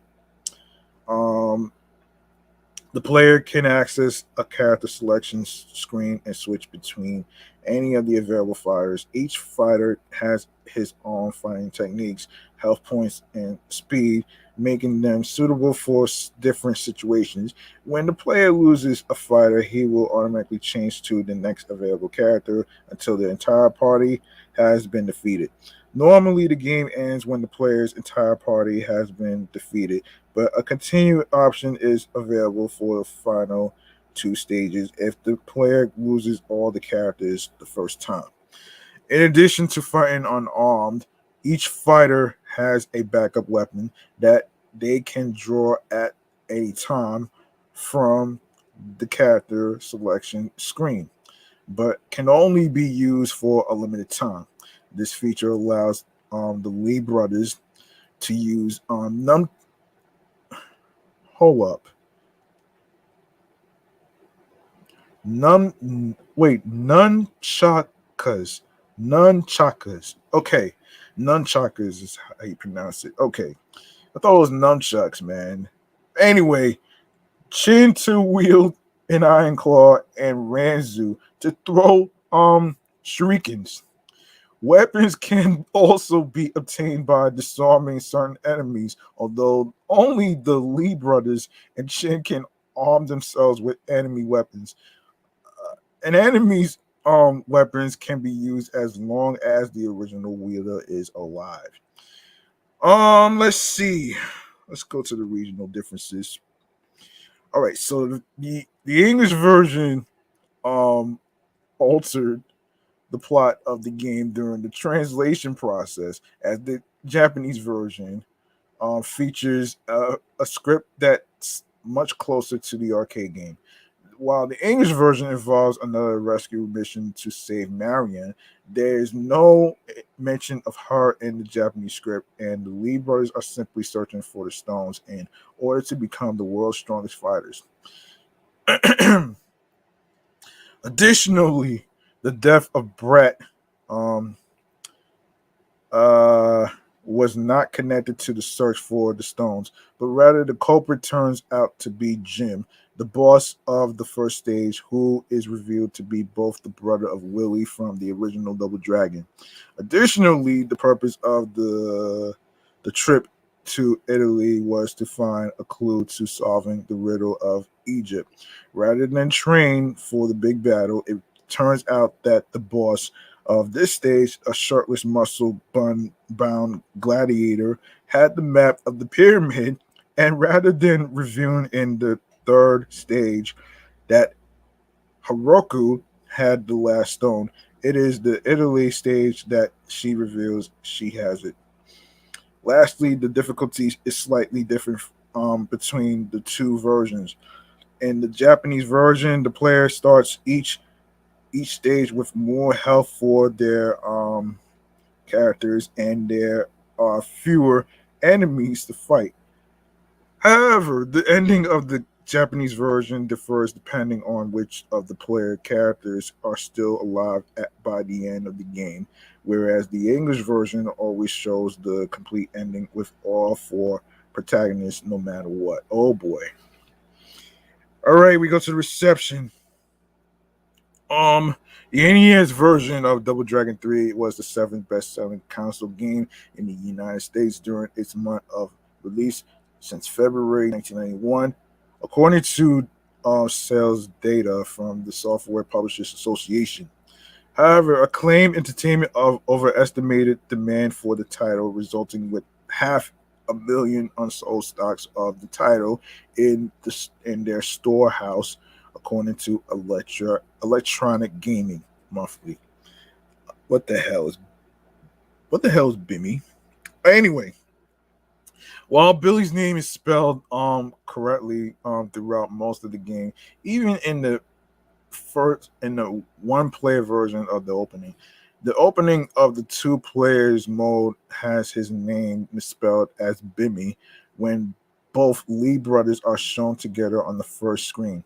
While this mistake is often attributed to a translation error, the English script is not a direct translation to the Japanese original, as the story all underwent changes during the localization.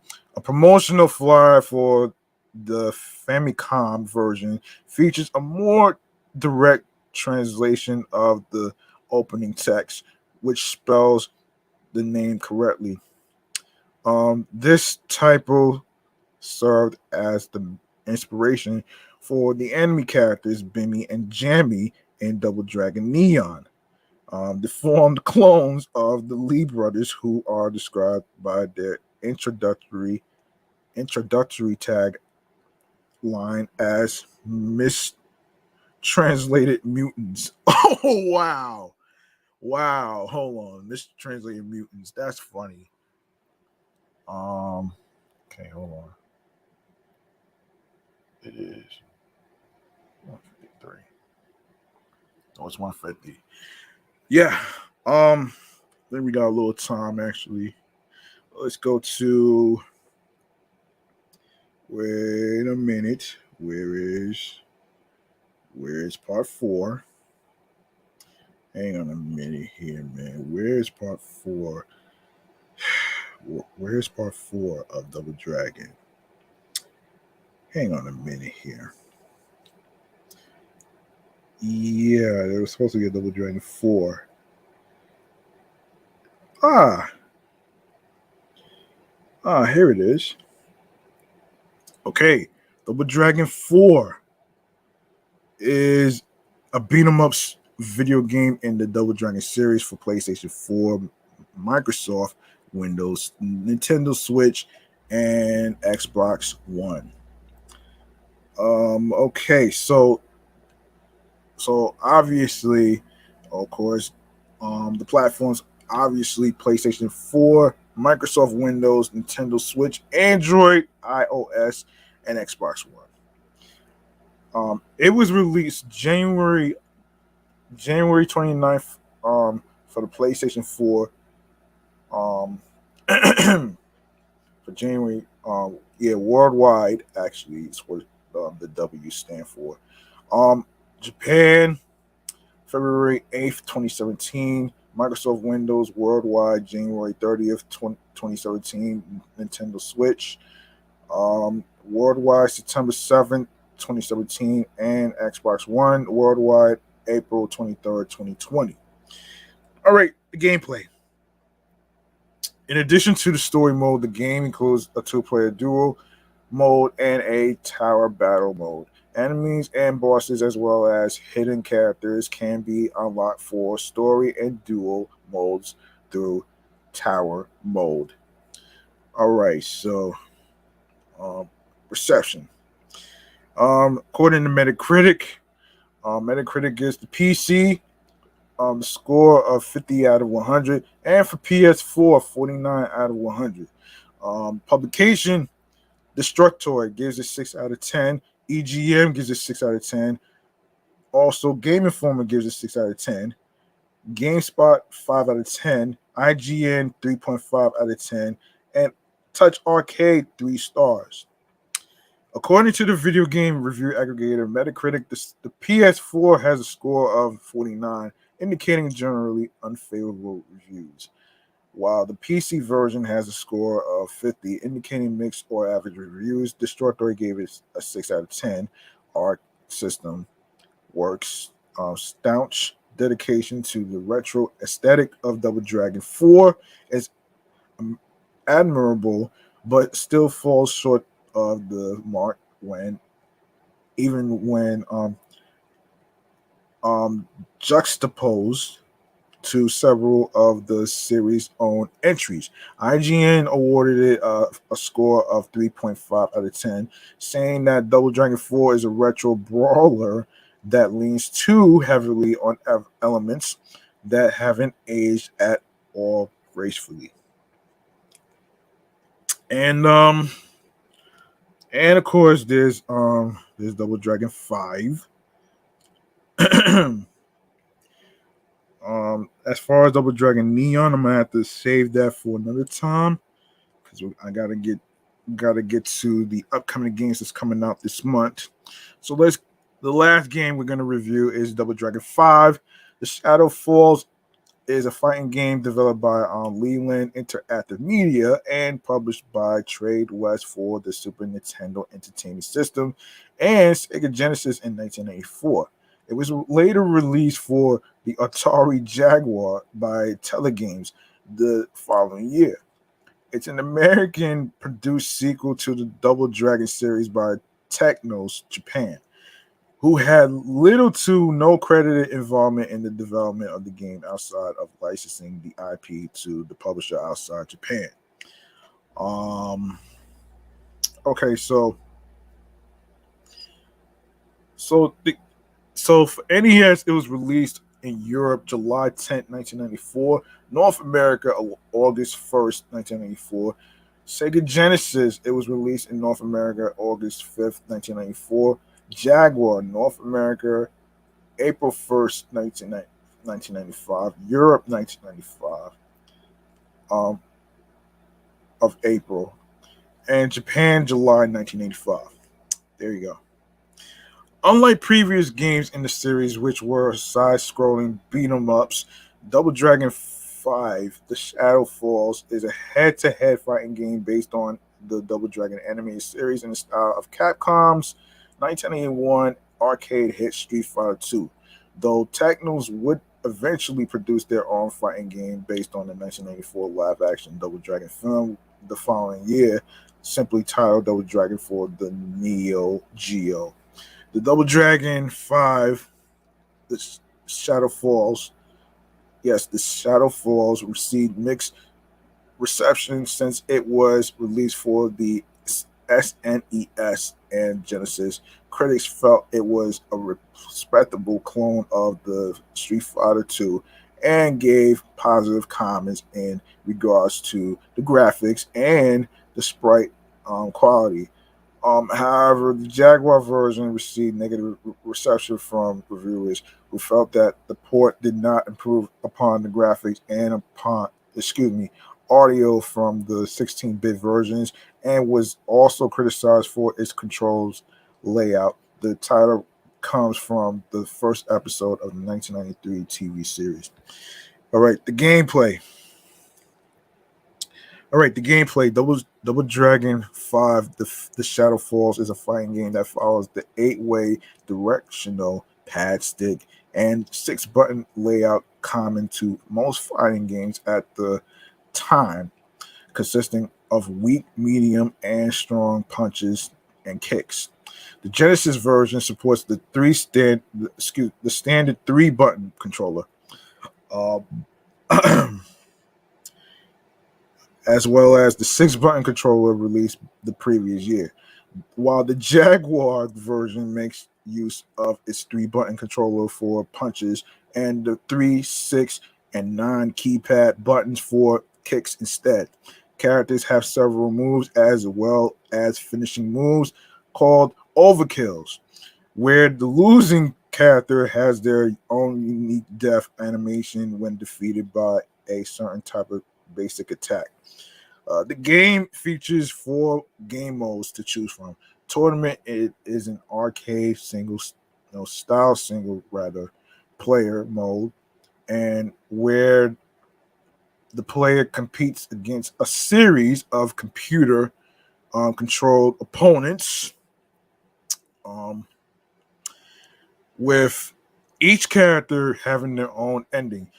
Versus battle is a 2-player mode where one player battles another. Quest is an alternate single player mode where one competes in a series of plot based matches, and the player can choose to play as one of the lead brothers who are on a mission to stop Shadow Master from releasing a plague, or a play as one of the Shadow Warriors who must compete to become the Shadow Master's new second in command. In quest mode, The player can also adjust the attributes of their own character. Watch mode allows the player to pit two computer controlled characters against each other. There is also a dossiers mode where the players get to view the game's character profiles, as well as in options mode to adjust the difficulty setting, control configuration, and other features. Okay, so reception. Now we got aggregator. We got the aggregate score. Um, so game rankings gives the NES SNES 53%. All game gives it 3.5 stars. Sega Genesis is 2 stars. SNES 2 stars.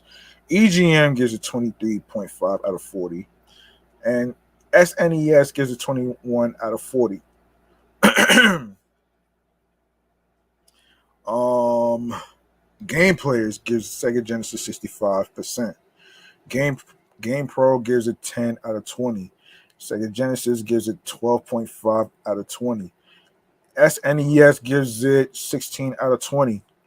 And M Games gives SNES 45%. Megafun gives it 19% under Atari Jaguar. Next Generation gives it 2 stars. Nintendo Power for SNES gives it 12.4 out of 20. Super Play gives it 39% for SNES. Video games DE 39% for Atari Jaguar.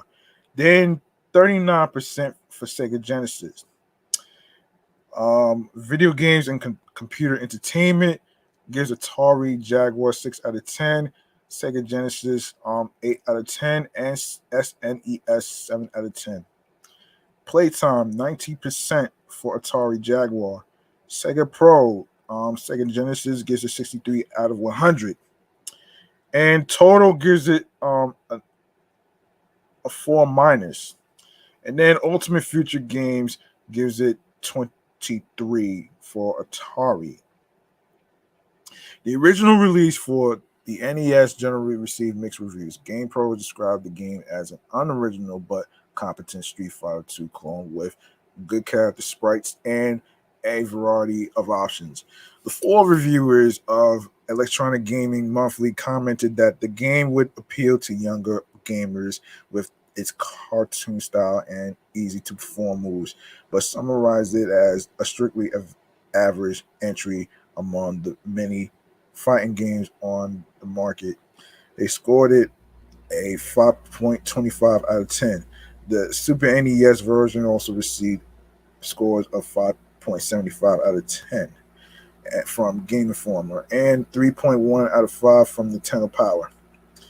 The later Atari Jaguar version received generally negative reviews. The 4 reviewers of Electronic Gaming Monthly unanimously agreed that the game is better than the Jaguar's previous fighting games, Kasumi Ninja and the Double Dragon, and the Dragon Bruce Lee story, but substandard in absolute terms.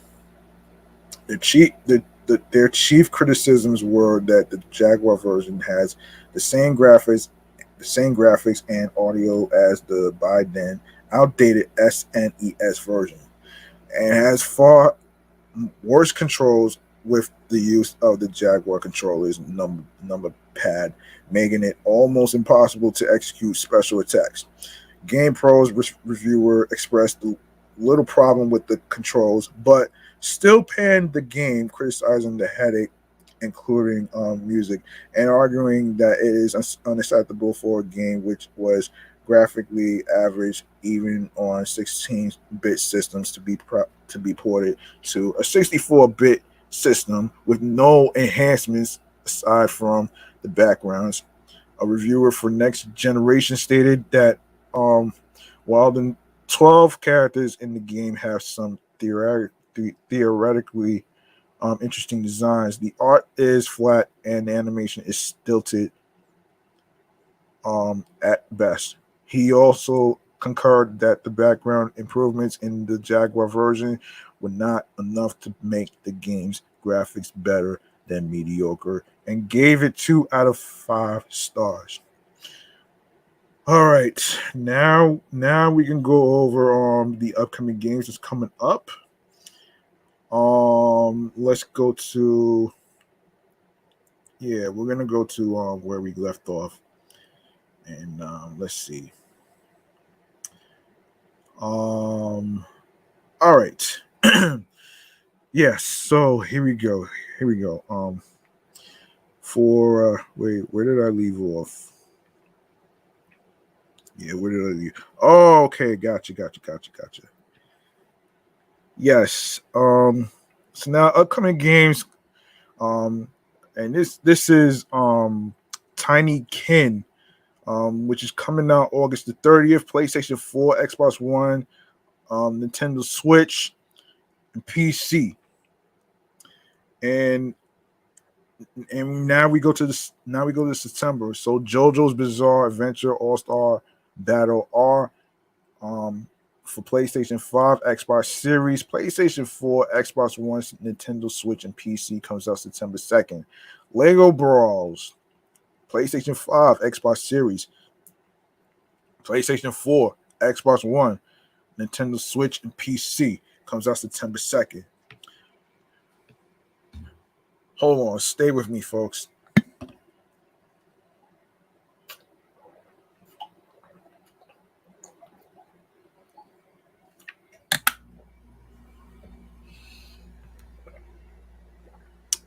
All right. Made in Abyss, Binary Star Falling into Darkness for PlayStation 4, Nintendo Switch, and PC also comes out September 2nd. Also coming out September 2nd for PlayStation 5 is The Last of Us Part 1. Biomutant comes out for PlayStation 5, Xbox Series, September 6th. Let's take a look at the review. Okay, so much like its gene splice protagonist, Biomutant is a hodgepodge of ideas stitched together to form what is ultimately a mixed bag. The game blends elements of open world design with stylish action, gunplay, crafting a morality system, and more. Like many jacks of all trades, it winds up being a master of none and a thick layer of technical jank on top of half-baked ideas makes Biomutant feel like a case of feature creep that needed to be scaled back.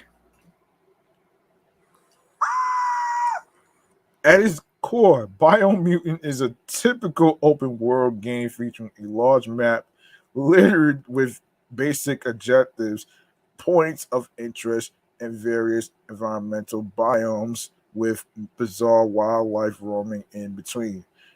Despite its post apocalyptic premise, the vibrant overworld is packed with color, and I love how the beauty is juxtaposed with ruins of modern civilization. A majestic tree of life sits at the world's center, and its four gigantic roots snake for miles over for a wondrous sight. Oh man, I hate snakes, man. But anyway, the anthropomorphic anthropo anthropomorphic character and monster designs are a charming blend of strange, funny, and sometimes unsettling.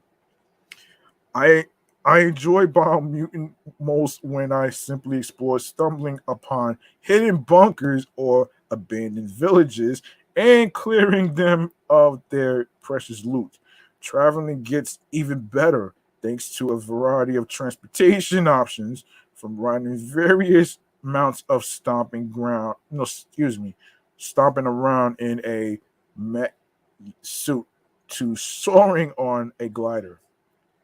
Summoning a mech from the sky feels empowering until you realize some vehicles can only be used in vaguely designed, no, excuse me, designated zones. Being barred from summoning my boat in one clear body of water, but excuse me, not another puts a damper on the game's sense of freedom.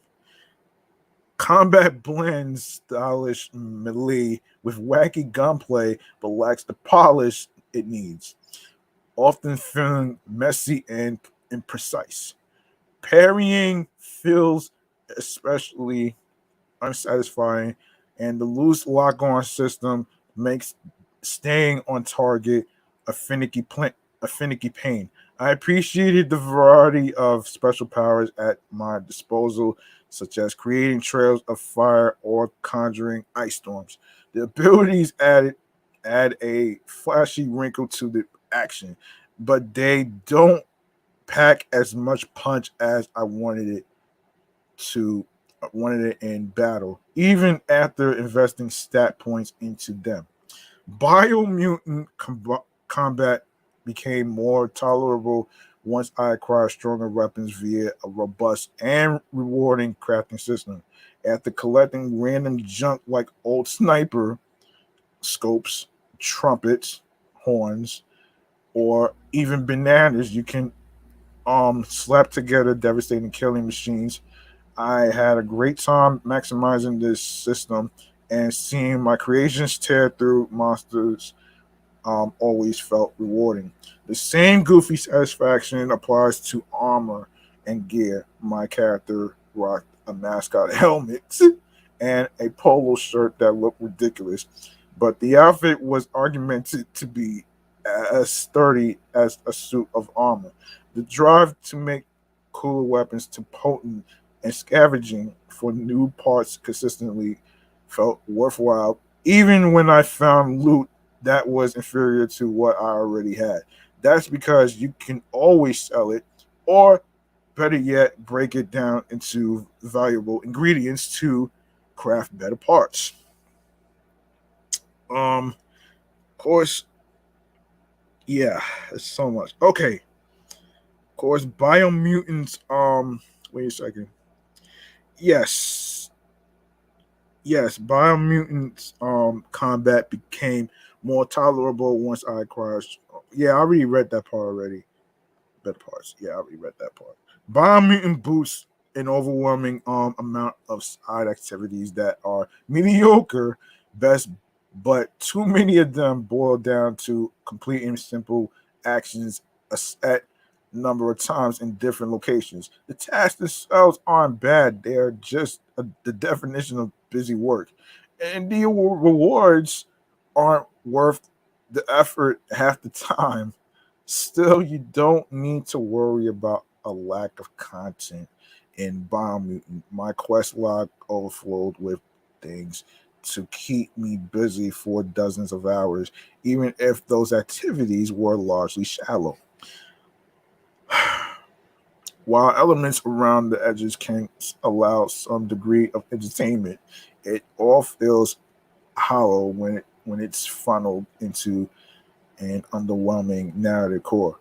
Upon bringing your furry hero to life, you are saddled with several big tasks. For destructive world eaters are killing the tree of life, and it's up to you to stop them. You also need to bring an end to a tribe war by joining one faction and then uniting and eradicating the rest. On top of that, the brute who murdered your family in childhood has resurfaced and must be dealt with. Did I mention there's also a life saving arc that holds a limited number of seats, and you must determine which of your allies gets a free ride should the world go sideways. Bomb Mutant juggles a lot of threads, but none of them are engaging. Avenging your parents' death lacks any emotional punch because the killer is barely a factor in the story, and the final showdown unfolds in predictable anticlimactic fashion. Solving the tribe war simply involves conquering the other settlements in bland confrontations and deciding whether to kill or spare the leader. World Eater missions have the most meat on their bones by far, with various tasks such as obtaining vehicles aimed to prepare you for the big fights. However, facing these beasts consists of sloppily designed boss fights that rob these titanic battles of any sense of awe. The arc subplot feels entirely unnecessary and doesn't even make total sense if you manage to save everything anyway. Lackluster storytelling further diminishes an already shallow morality system, which yo-yos between basic black and white choices. Oh shit. Um Throughout your journey, a pleasant British narrator recites the entire adventure. He does an adequate job, but his rampant interjections outside of cutscenes wore on me after a while. The narrator also speaks for every character, which robs, excuse me, which robs them of any individuality. And conversations become tedious since you have to wait for the narrator to translate the creature's gibberish. The only other voices you hear are your two bickering fairies, which represent your white and dark side. And they became my favorite personalities by default for having personality. Like I like that they are both jerks constantly belittling each other while rallying you to join their side.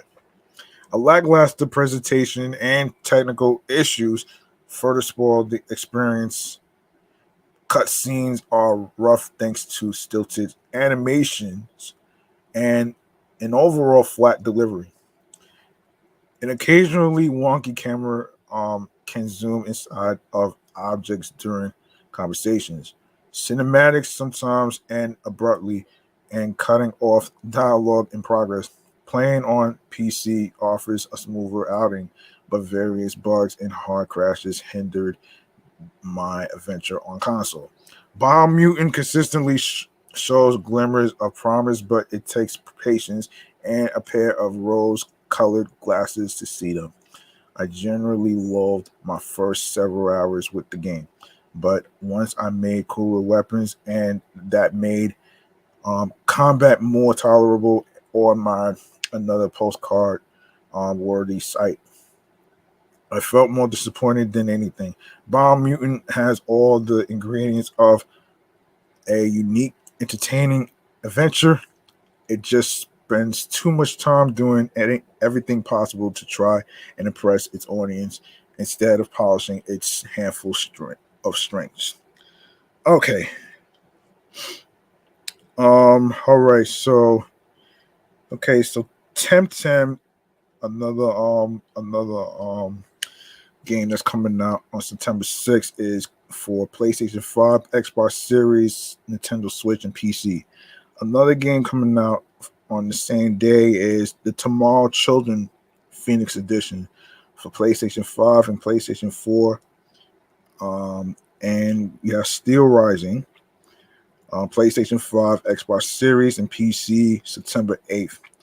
And of course, um, NBA 2K23, PlayStation 5, Xbox Series, PlayStation 4, Xbox One, Nintendo Switch, and PC September 9th. Splatoon 3, Nintendo Switch September 9th. What is it? 9, 10, 11, 12. So 12 comes out September 13th. Metal Hellsinger for PlayStation 5, Xbox Series, PC September 15th.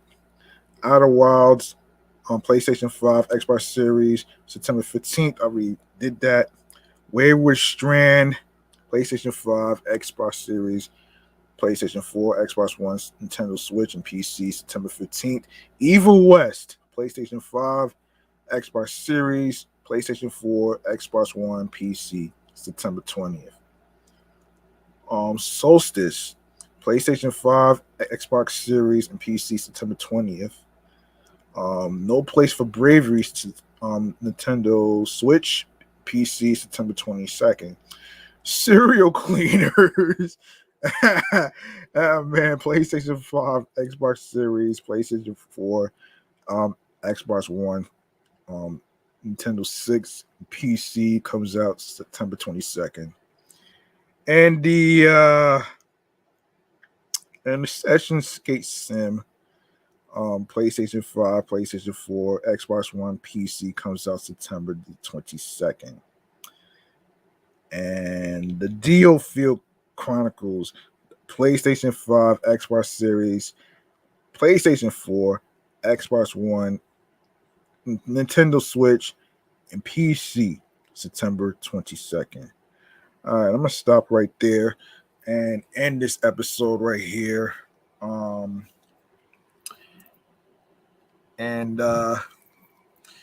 yeah, this has been great, man. And listen, if you like to make a charitable donation to support this podcast whatsoever, you're more than welcome to actually do that. Yeah, so you can go to the Cash App, which is G Money Stacks 555. That's $ capital G lowercase MONEY lowercase T, excuse me, lowercase, no, capital S lowercase T AC K Z 555. Once again, it's not about breaking the bank. It's all about doing what you can as a human being. On whatever amount of money you are comfortable with, you should be okay with that. So, all right. So let's go to All right, hold on a second, man. Let's go to stream choices on the go. Let's go. All right, you like what you heard in today's episode 77 or any previous episodes whatsoever though. Yeah, you can feel free to show some love by following Meticulous Vibe Juice podcast on Instagram alongside with my other show, the Sports Edition show, Excellent Fun Vibrant Podcast. And of course, my number one show with 174 episodes is Off the Meat Rack Chains New York podcast, is on Facebook and Instagram as well. And also you can follow me on the gram, which is G Money Stacks 555 in Queens, New York. Stay tuned for more notification. Make sure you turn on your notifications and stay tuned for more updates of when each episode is going to drop. And I will be making an announcement on my New York podcast in regards to a petition. You would have to stay tuned on episode 175 as I discussed it. So yeah. Speaking of episode one, speaking of the link in the bio. All right. So we're gonna go to we're gonna go to where you can listen to the episodes. So you go to the link in bio where it says Linktree / Meticulous Vibe Juice podcast. All right, you're gonna see a whole list of episodes. No, excuse me, a whole list of streaming platforms, and of course, you can leave a voice message on Anchor.fm / Meticulous Vibe Juice pod. And also, like I said, I am going to make an announcement in regards to a petition to sign. You know what I'm saying? But you would have to stick around to episode 175 on Wednesday coming up. That's when I'll break it down, and I already got the story for that right there. So anyway, man. So starting with Anchor. where you can, which is one of the first streaming platforms that you could stream and listen to the episodes. So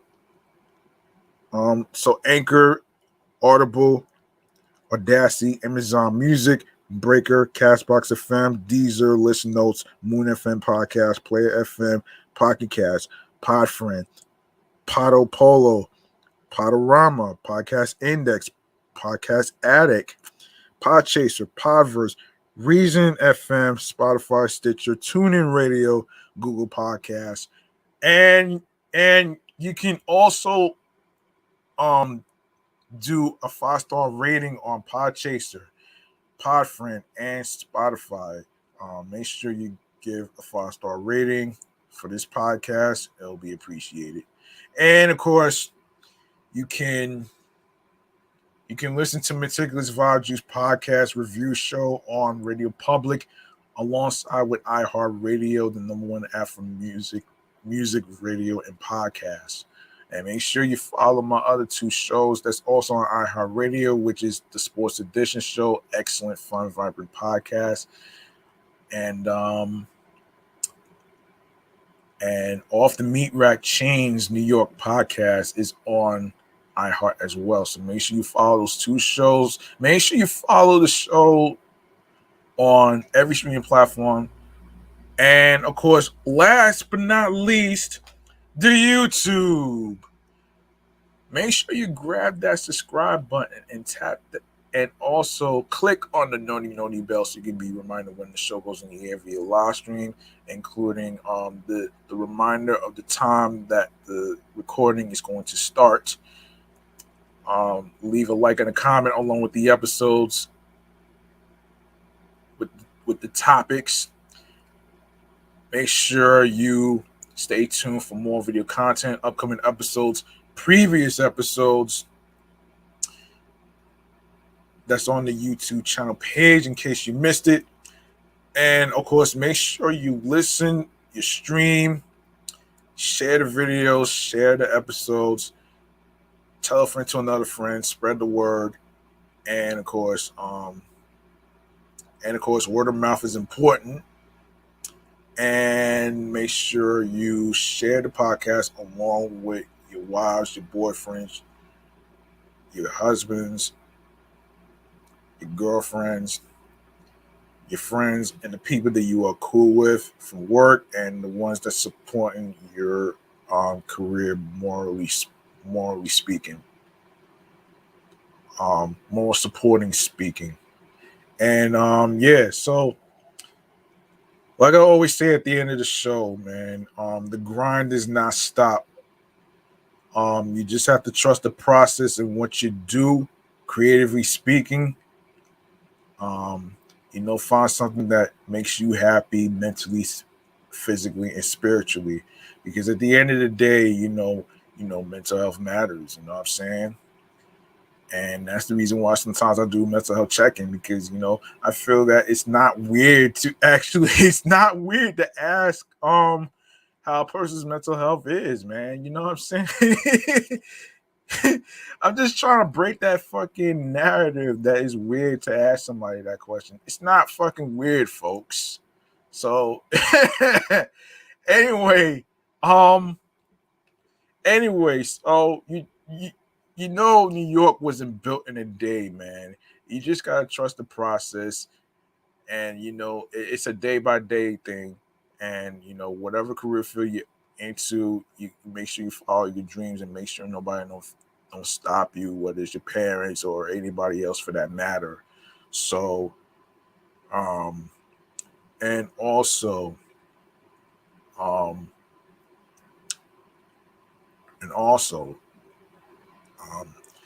you want to make sure that you are on your P's and Q's, especially if you're podcasting like myself. Make sure you are confident behind the microphone. Make sure you have all the equipment that you need. You don't need a fancy studio to actually record your podcast episodes. When you have your trusty laptop, your headphones, you have your microphone, your headphones, supporting software for your YouTube channel, all that great stuff, man. You don't necessarily need all that extra shit. So anyway, man, you want to make sure you find something that gets you into your zone, that clicks to you. You know what I mean? Yeah, you have to get in your zone sometimes, man, especially creatively speaking. You know what I'm saying? So yeah, that's gonna do it for me, man. I'm G Money Stacks. Thank you very much for listening to the 77th episode of Meticulous Vibe Juice podcast, which is titled Karate Karate Games. Yes, Karate Games. And tune in next time in episode 78. It's going to be a dedication to the 1 year anniversary of Meticulous Vibe Juice podcast review show. So stay tuned for that one right there. I'll see y'all next time in the next episode. Of course, be careful out there. Be safe. Be safe out there. I hope y'all had a nice weekend, and I hope y'all have the good rest of your week. And yeah, I'll be back next time, man. So peace and one love. And of course, have yourselves a good night, folks. I'm off this shit. Peace.